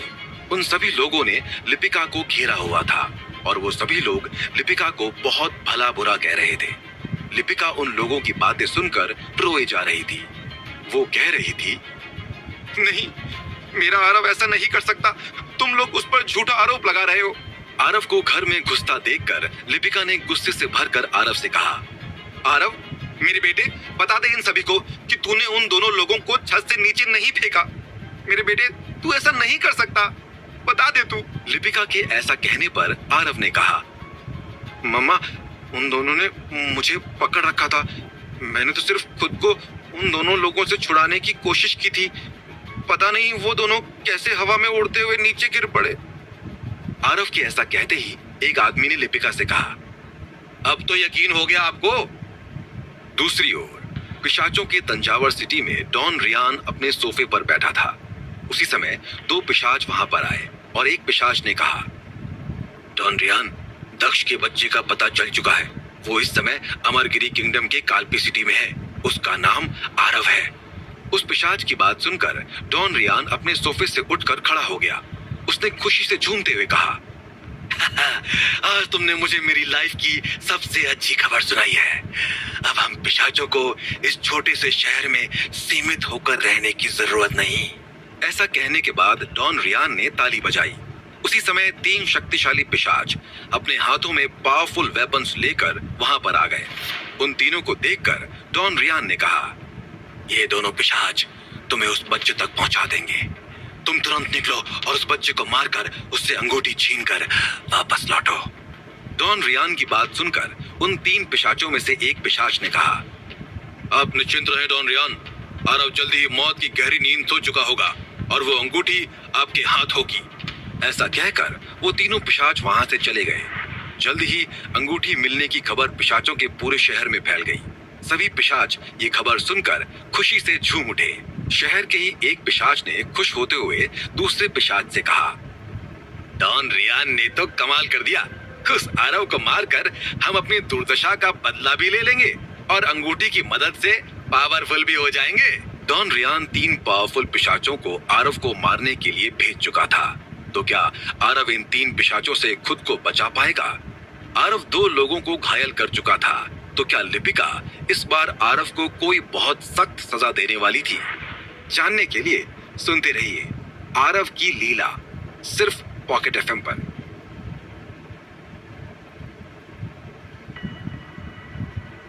आरव डरा सहमा अपनी मम्मा के सामने खड़ा था। उसकी मम्मा के सामने सैकड़ों लोग खड़े थे जो आरव की वजह से दो लोगों के बुरी तरह घायल होने से बहुत ज्यादा गुस्से में थे। एक औरत गुस्से से भरकर बोली, कितनी बार समझाया था तुझे कि आरव को कंट्रोल कर, लेकिन नहीं, तूने तो कानों पर जैसे ताले लगा लिए थे। देख आज क्या हो गया है, दोनों लोग मरते मरते बचे हैं। एक आदमी ने अपने हाथों की मुट्ठी भींचते हुए सामने खड़े प्रथम से कहा, देख प्रथम, अब बहुत हो गया। आज 2 लोग घायल हुए हैं। अगर ऐसे ही चलता रहा तो कल को तो ये किसी को मार भी देगा। ये सुनकर लिपिका ने सभी लोगों के सामने हाथ जोड़ते हुए कहा, मैं आरव की तरफ से आप सभी से माफी मांगती हूँ, लेकिन वो अभी बच्चा है। मैं इसे ऐसी सजा दूंगी कि ये आगे से ऐसा कुछ भी करने से पहले 100 बार सोचेगा। लिपिका की बात सुनकर आरव घबरा गया। वो दौड़कर वहीं खड़ी लीला से जाकर लिपट गया। ये सुनकर एक औरत ने कहा, बच्चा? अरे बच्चा नहीं, ये पूरा का पूरा राक्षस है। कैसे हवा में लंबी लंबी उछाले मारता है, 100-100 किलो वजन उठा लेता है। तू बता, कोई बच्चा भला ऐसा कर सकता है? मैं तो कहती हूँ इस अजीब बच्चे के बारे में हमारे अमरगिरी किंगडम के होम मिनिस्ट्री को इन्फॉर्म कर दो। वो लोग इस मॉन्स्टर को उठाकर कैपिटल लेकर जाएं और पता लगाएं कि इस मॉन्स्टर के पास इतनी पावर कहाँ से आई। उस लेडी की बातें सुनकर तो आरव के अंदर बची खुची हिम्मत भी जवाब देने लगी। उसे लगा कि जैसे उसे चक्कर आ रहे हों। वो लीला के ऊपर लगभग बेहोश सा होने लगा।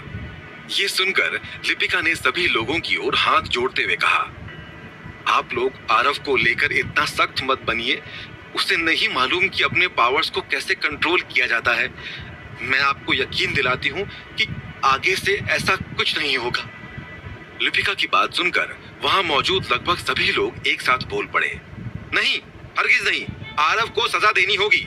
होम मिनिस्ट्री को तुरंत इन्फॉर्म किया जाए।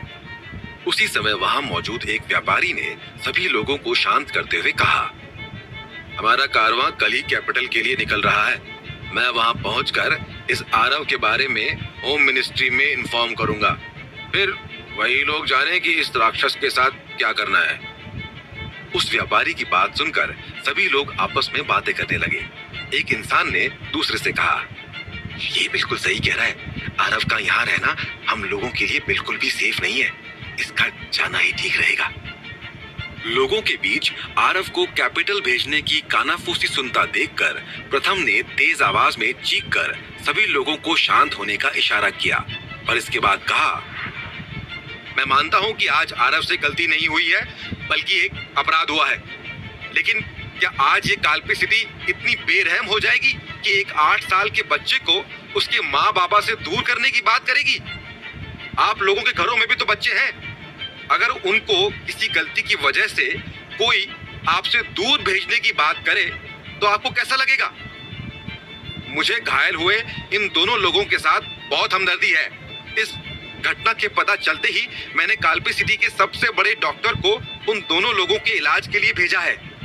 साथ ही मैं घायल परिवार को काल्पी सिटी में इस साल हो रहे सालाना जश्न के लिए सारी मिठाइयां बनाने का ऑर्डर दिलवाऊंगा और हर्जाने के तौर पर 10 सोने के सिक्के भी दूंगा। प्रथम की बात सुनकर वो सभी लोग शांत हो गए।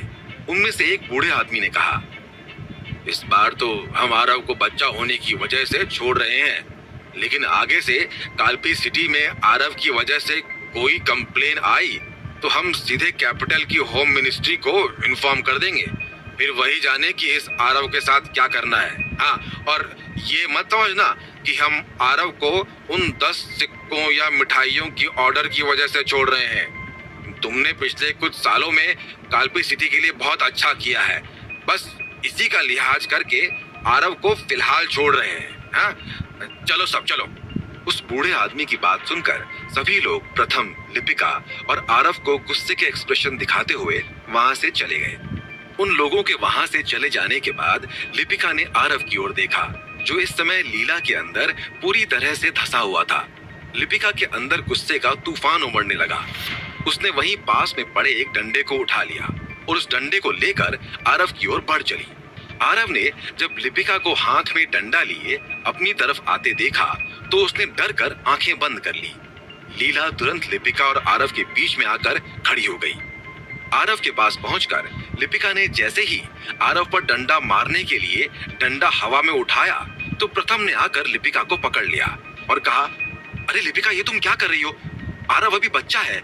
ये सुनकर लिपिका की आंखों में आंसू आ गए और गुस्से से फूटते हुए उसने कहा, बच्चा बच्चा करके इसको अपने सिर पर चढ़ा लिया है हम लोगों ने। अगर ये बच्चा है तो 2 लोगों को उठाकर छत से नीचे कैसे फेंक दिया? कभी किसी बच्चे को ऐसा कुछ करते सुना है? ये सुनकर प्रथम ने कहा, लेकिन इस पर लिपिका ने चीखते हुए कहा, लेकिन क्या? आज इसने 2 लोगों को घायल कर दिया तो तुमने मिठाइयों का ऑर्डर देकर मामले को शांत कर दिया। कल अगर इसने 2 लोगों को जान से मार दिया तब भी क्या मिठाइयों के ऑर्डर देकर मामले को शांत करोगे? नहीं, आज नहीं। ऐसा कहकर लिपिका ने डंडे को फेंक दिया और आरव को उठाकर एक कमरे में बंद कर दिया। ऐसा करने के बाद लिपिका ने गुस्से से कहा, अब तू इसी कमरे में रहेगा, कहीं बाहर नहीं जाएगा। ऐसा कहकर लिपिका वहां से चली गई। आरव अगले 2 दिनों तक उसी कमरे में बंद पड़ा रहा। लीला भी आरव के कमरे के बाहर बैठी रही। वो 1 मिनट के लिए भी वहां से नहीं हटी। 2 दिन कमरे में रहकर आरव का मन अजीब सा हो गया। उसने कमरे की खिड़की की सलाखों को हाथ पकड़कर खींचा तो वो सलाखें उसके हाथों में आ गई। आरव उस खिड़की से निकलकर घर से बाहर नदी के किनारे चला गया। आरव के खिड़की से कूदकर बाहर जाने पर लीला को पता चल गया और वो भी आरव के पीछे पीछे चल पड़ी।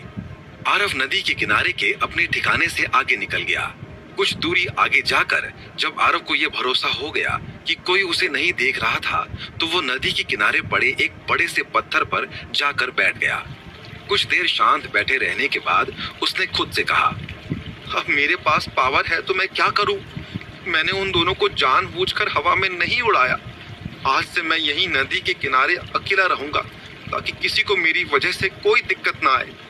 मेरी वजह से मेरी मम्मा और बाबा को कितना सुनना पड़ा। सच में मेरी मम्मा और बाबा ने मेरे जैसे मॉन्स्टर को पैदा करके बड़ी गलती कर दी। ऐसा कहते कहते आरव की आंखों में आंसू आ गए।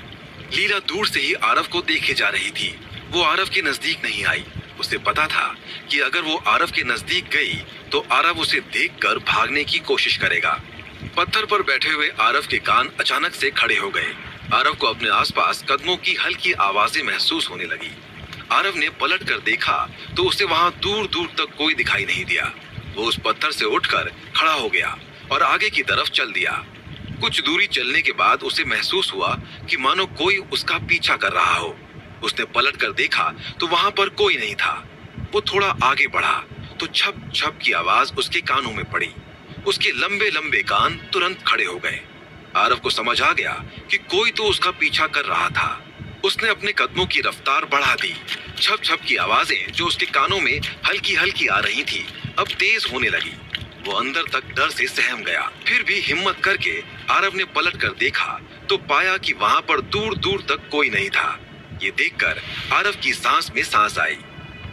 लेकिन जैसे ही उसने मुंह वापस घुमाकर सामने देखा तो उसने पाया कि उसकी आंखों के सामने 3 पिशाच अपने मुंह से बाहर निकले लंबे लंबे दांतों को लिए उसके सामने खड़े थे। उन 3 पिशाच को देखकर आरव बुरी तरह से घबरा गया। उसने अपनी पूरी लाइफ में ऐसे भयानक मॉन्स्टर पहले कभी नहीं देखे थे। वो पीछे की तरफ नीचे गिर पड़ा। उसने डरते हुए कहा, कौन हो तुम? उन 3 पिशाचों में से एक पिशाच ने कहा, कितने दिन हो गए किसी बच्चे का ताजा ताजा खून पिए। ये सुनकर बाकी के दोनों पिशाच हंसने लगे। उसी समय एक पिशाच ने एक नुकीला हथियार बाहर निकाल लिया। उस नुकीले हथियार को देखकर आरव अंदर तक डर से सहम गया। वो अपनी जगह पर जड़ सा जमा रह गया। उसी समय वो पिशाच आगे बढ़ा और उसने आरव पर हमला कर दिया। आरव को अपनी मौत अपनी आंखों के सामने दिखाई देने लगी। उसी समय लीला वहां पर दौड़ते हुए आई और उसने उस पिशाच को अपने सींग से जोरदार टक्कर दे मारी। उस टक्कर से पिशाच पीछे की तरफ गिर पड़ा। ये देखकर दूसरे पिशाच ने तुरंत अपना हथियार बाहर निकाल लिया और लीला के ऊपर अटैक कर दिया। अपने ऊपर अटैक होते ही लीला वहीं पर गिर पड़ी। उसके शरीर में एक बहुत बड़ा घाव हो गया और खून का फव्वारा उसके शरीर से फूट पड़ा। उसी समय तीसरे पिशाच ने लीला के सिर पर वार कर दिया, जिससे लीला के सिर पर गंभीर चोट आ गई, जिससे लीला बेजान सी हो गई। उसके सारे शरीर से खून बहने लगा। ये देखकर आरव सदमे में आ गया। उसकी लीला उसकी आंखों के सामने लहूलुहान थी। आरव ने हाथ जोड़ते हुए कहा, मैं आज के बाद किसी को छत से नहीं फेंकूंगा। मेरी लीला को कुछ मत करो, मुझे जाने दो, मुझे माफ कर दो। आरव की बात सुनकर एक पिशाच ने हंसते हुए कहा, कैसी छत? ऐसा कहकर वो तीनों पिशाच आरव की तरफ बढ़ने लगे।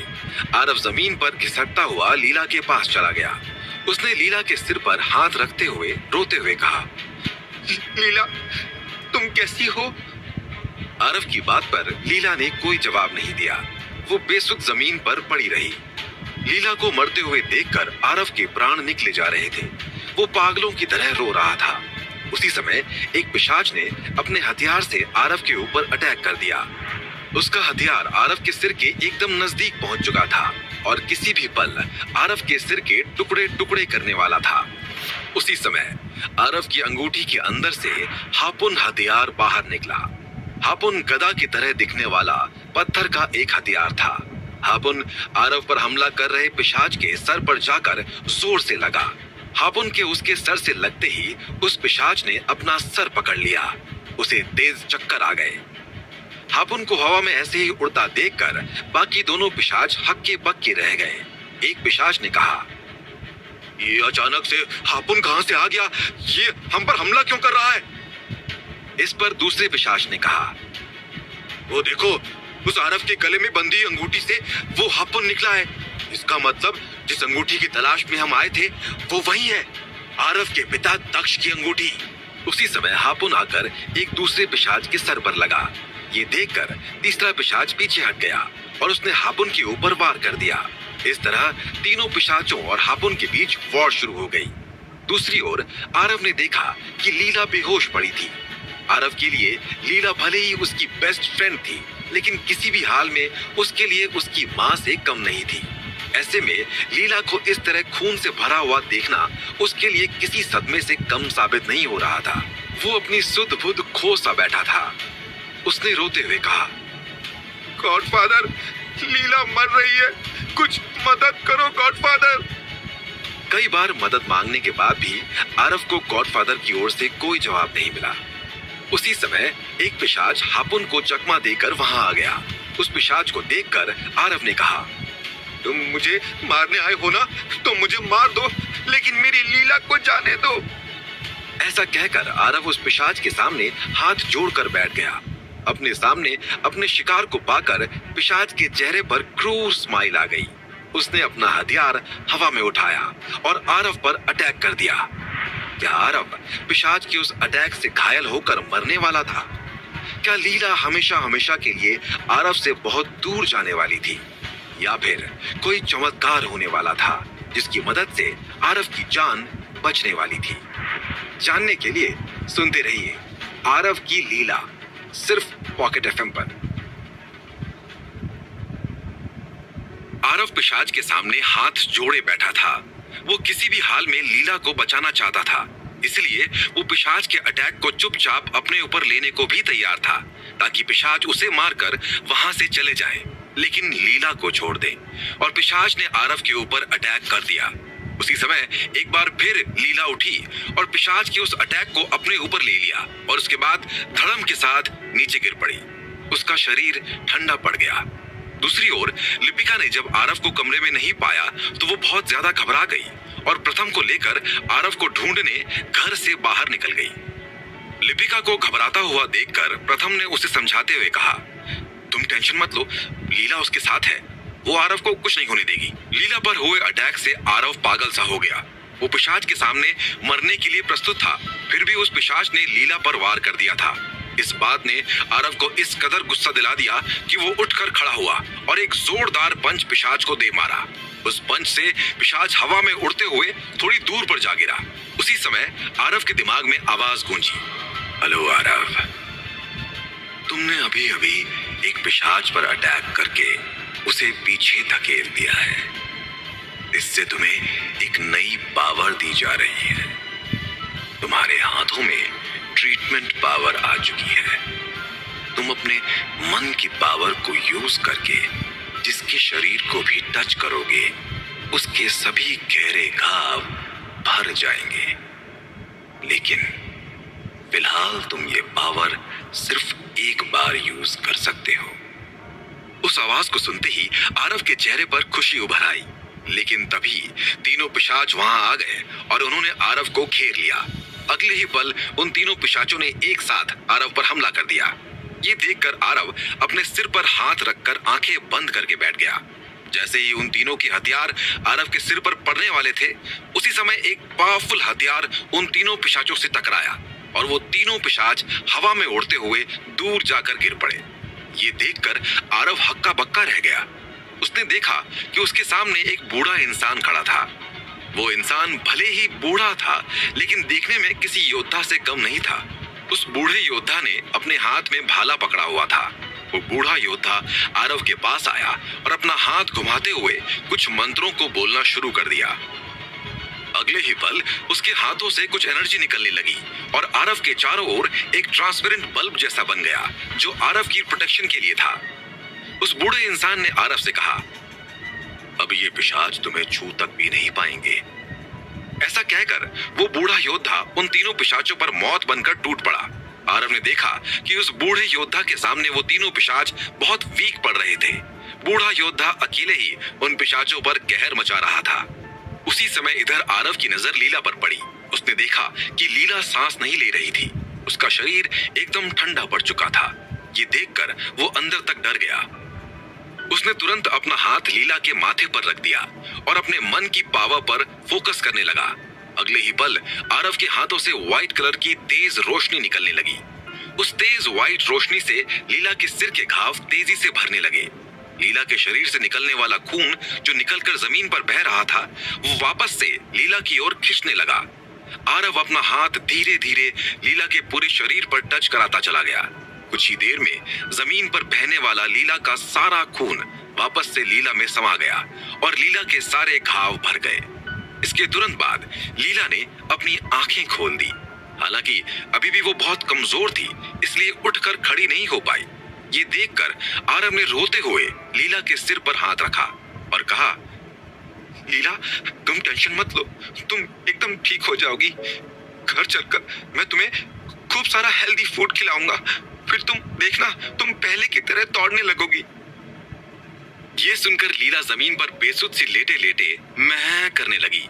लीला के मुंह से मैं सुनकर आरव खुशी से झूम उठा और लीला को अपने सीने से लगाते हुए बोला, लीला अगर तुम्हें कुछ हो जाता तो मैं तुम्हारे बिना जी नहीं पाता। उसी समय वो बूढ़ा इंसान वहां लौट आया। उसने अपना हाथ हवा में घुमाते हुए कुछ मंत्र पढ़े और आरव के चारों ओर बनी ट्रांसपेरेंट बल्ब हट गई। आरव ने देखा कि उस बूढ़े इंसान के भाले पर खून ही खून लगा था। साथ ही उस बूढ़े इंसान के चेहरे और कपड़ों पर भी खून लगा था। ये देखकर आरव डर गया और लीला से चिपक गया और डरते हुए बोला, आप कौन हो? आरव की बात सुनकर वो बूढ़ा इंसान घुटनों के बल आरव के सामने बैठ गया और उससे कहा, मैं तुम्हारा दादा प्रणव हूं। प्रणवदा? ये नाम सुनते ही आरव के चेहरे पर एक्सप्रेशन तेजी से बदल गए। वो बचपन से ही अपने दादा प्रणव की कहानियां अपनी मम्मा और बाबा से सुनता आया था, लेकिन कभी अपने दादा से मिल नहीं पाया था। वो जब भी अपने दादा के बारे में मम्मा लिपिका या पापा प्रथम से पूछता तो वो दोनों कुछ न कुछ कहकर बात को टाल देते थे। दरअसल प्रणव अमरगिरी किंगडम की सेना के एरिया कमांडर इन चीफ थे। अमरगिरी किंगडम के नॉर्थ में नाग रेस के लोगों ने अमरगिरी किंगडम पर हमला कर दिया था। प्रणव को उस नाग रेस को हराने की जिम्मेदारी दी गई थी। पिछले 8 सालों से प्रणव नाग रेस के लोगों से लड़ रहे थे और उनका लगभग खात्मा कर दिया था। कुछ समय पहले जब उन्हें लिपिका की न्यूज मिली और उन्हें पता चला कि आरव में कुछ अजीब सी शक्तियां थी, तो ये जानकर उनके अंदर की लालसा फिर से पनप उठी। उन्हें लगा कि आरव भी उसके बेटे दक्ष की तरह एक महान योद्धा बन सकता था। बस फिर क्या था, नाग रेस के बचे कुछ को निपटाया और कालपी सिटी की ओर चल पड़े। आरव तुरंत अपने दादा के सीने से लग गया और उसने कहा, दादू आप कैसे हैं? मैं हमेशा से आपके आने का इंतजार करता था।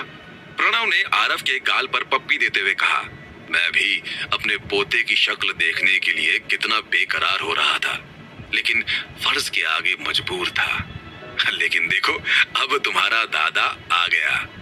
उसी समय लिपिका और प्रथम वहां आ गए। उन्होंने वहां प्रणव को देखा तो एक पल के लिए वो चौंक गए। लिपिका ने जब पास आकर देखा तो पाया कि प्रणव दा का सारा शरीर खून से सना था। साथ ही कुछ दूरी पर 3 पिशाच मरे पड़े थे। तो ये देखकर लिपिका घबरा गई और चीखते हुए बोली, प्रणव दा आप आ गए, लेकिन यहाँ क्या हो रहा था? प्रणव ने लिपिका को शांत रहने का इशारा किया और कहा, कुछ नहीं, एक दादा सालों के इंतजार के बाद अपने पोते से मिल रहा था।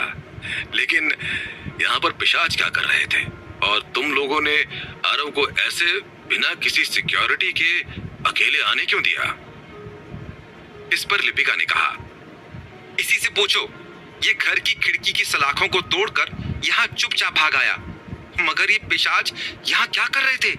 इस पर प्रणव ने कहा, ये पिशाच बड़े खतरनाक थे। अगर मैं सही समय पर नहीं पहुंचता तो पता नहीं आज क्या अनर्थ हो जाता। खैर, घर चलकर बात करते हैं। प्रथम ने लीला को अपनी गोद में उठाते हुए कहा, बिल्कुल। सभी लोग तेजी से अपने घर की ओर चल पड़े। सभी लोग एकदम शांत थे सिवाय आरव के। आरव को तो डबल खुशी मिली थी। उसकी लीला की लाइफ बच गई थी, साथ ही उसकी कहानियों की हीरो उसके दादा लौट आए थे। वो सालों से अपने दादा से मिलने के लिए बेकरार था। घर पहुंचने पर प्रणव दा आराम करने चले गए। लिपिका और प्रथम आरव और लीला का उपचार करने लगे। उसी शाम जब आरव और लीला घोड़े बेचकर गहरी नींद में सोए हुए थे, लिपिका, प्रथम और प्रणव दा एक दूसरे के आमने सामने बैठे थे। उन तीनों के एक्सप्रेशंस बहुत सीरियस थे, जिससे पता चल रहा था कि वो तीनों किसी सीरियस मसले पर बातचीत कर रहे थे। प्रणव ने लिपिका और प्रथम से पूछा, तो कब से आरव में ये स्पेशल पावर दिखने लगी है? इस पर लिपिका ने जवाब दिया, कुछ महीनों से। उससे पहले तो आरव एकदम नॉर्मल बच्चों की तरह था, लेकिन अचानक से उसमें पावर आ गई। उसी समय प्रथम ने कहा, और तब से उसकी पावर समय के साथ लगातार बढ़ती जा रही है। और वो पावर क्या क्या है? प्रणव ने शांत स्वर में पूछा। प्रथम ने जवाब दिया, वो ऊंची ऊंची छलांगे मार सकता है, बहुत तेज दौड़ सकता है, 100 किलो वजन आसानी से उठा सकता है, एक पंच से इंसान को जमीन पर लिटा सकता है। इस पर प्रणव ने कहा, हाँ, उसके पंच की पावर तो मैंने भी देखी थी। उसके एक पंच से वो पावरफुल पिशाच हवा में उड़ते हुए दूर तक जा गिरा था। एक 8 साल के बच्चे के लिए इतने पावरफुल पिशाच को एक पंच में इतनी दूर फेंक देना नॉर्मल नहीं है। ये सुनकर लिपिका ने कहा, आखिर ये पिशाच यहाँ कर क्या रहे थे और आरव पर अटैक उन्होंने क्यों किया? लिपिका की बात सुनकर प्रणव ने कहा, दक्ष ने पिशाचों के सभी वेपन किसी जगह पर छिपाकर उसकी लोकेशन का मैप उस अंगूठी में रख दिया था, जो अंगूठी आरव ने पहन रखी है। शायद उसी अंगूठी को हासिल करने के लिए वो यहाँ आए होंगे। ये सुनकर लिपिका ने घबराते हुए कहा, फिर तो आरव की लाइफ खतरे में है। इस पर प्रणव ने कहा, दक्ष ने इन पिशाचों की कमजोर नस पकड़ ली थी और एक शक्तिशाली मंत्र बनाया था। मैं उस मंत्र का यूज करके यहाँ काल्पी सिटी के चारों ओर एक पावरफुल एंटी पिशाच आर्टिफिशियल बॉल की लेयर बना दूंगा। कोई भी पिशाच उस लेयर को पार करके काल्पी सिटी पे एंटर नहीं कर पाएगा और इस तरह आरव भी सेफ रहेगा। प्रणव की बात सुनकर लिपिका ने राहत की सांस ली। उसने प्रणव से कहा, अब आप ही आरव को सही गाइडेंस दीजिए, उसकी पावर्स का उसे सही यूज करना सिखाइए। ये सुनकर प्रणव ने कहा, मुझे लगता है कि आरव को उसके मम्मी पापा दक्ष और अमायरा के बारे में सब कुछ बताने का समय आ चुका है। साथ ही उसके पापा दक्ष के साथ आखिर क्या हुआ था ये भी बताने का समय आ चुका है। प्रणव की बात सुनकर लिपिका का कलेजा धक सा रह गया। आज तक सिर्फ वो ही आरव की माँ थी। आरव को अमायरा और दक्ष के बारे में मालूम नहीं था। प्रणव की बात पर प्रथम ने पूछा, लेकिन क्या सच जानने के लिए आरव अभी छोटा नहीं है? इस पर प्रणव ने कहा, जिस दिन से उसके अंदर पावर्स आई है वो छोटा नहीं रह गया है। वैसे भी उसकी पावर को सही डायरेक्शन देने के लिए जरूरी है कि उसकी लाइफ में कोई मिशन हो, और अपनी माँ बाप से बड़ा मिशन भला उसके लिए क्या होगा। प्रणव की बात पर लिपिका अंदर तक सहम गई। पिछले 8 सालों में आरव को पालते पालते वो ये तो भूल ही गई थी कि आरव अमायरा और दक्ष का बेटा था। आज उसे समझ आ रहा था कि आज से वो आरव की अकेली माँ नहीं रहेगी, लेकिन आरव की सिक्योरिटी के लिए अगर उसे ये खतरा भी उठाना पड़े कि कहीं आरव सच जानकर उससे नाराज होकर उससे दूर ना हो जाए, तो भी वो आरव के लिए हर खतरे को उठाने के लिए तैयार थी। उसी समय आरव उछलता कूदता वहां पर आ गया और अपने दादा प्रणव से लिपट गया। उसने प्रणव से कहा, दादू, आप मुझे अपनी वॉर की कहानियां सुनाएंगे ना? कैसे आपने उन नाग रेस के लोगों को धूल चटा दी? आरव की बात सुनकर प्रणव ने आरव को गोदी में लेते हुए कहा, बिल्कुल सुनाऊंगा, लेकिन उसके पहले तुम्हें तुम्हारे मम्मी पापा के बारे में बताना है। यह सुनकर आरव ने कहा, इसमें क्या बताना? ऐसा कहकर आरव प्रणव की गोदी से उतरकर लिपिका की गोद में चढ़ गया और उसने कहा, ये मेरी मम्मा है। फिर लिपिका की गोद से उतरकर प्रथम की गोद में चढ़कर कहा, और ये मेरे बाबा हैं। इसके तुरंत बाद लिपिका वहां से उठकर एक दूसरे कमरे में चली गई। कमरे में जाते ही उसने दरवाजा बंद कर लिया और बेड पर बैठकर सिसकियां लेने लगी। आज आरव को उसके असली माँ बाबा के बारे में पता चलने वाला था। वो अंदर ही अंदर इस बात से कांप रही थी कि कहीं आरव उन्हें अपनी माँ मानना ना छोड़ दे। उसके पास सिवाय आरव के कुछ और नहीं था। प्रणव ने आरव से कहा, वो तो है, लेकिन ये दोनों तुम्हें जन्म देने वाले माता पिता नहीं है। तुम्हें जन्म देने वाले माता पिता दरअसल कोई और है। प्रणव की बात सुनकर आरव स्तब्ध रह गया और आंखें फाड़े प्रणव की ओर देखने लगा।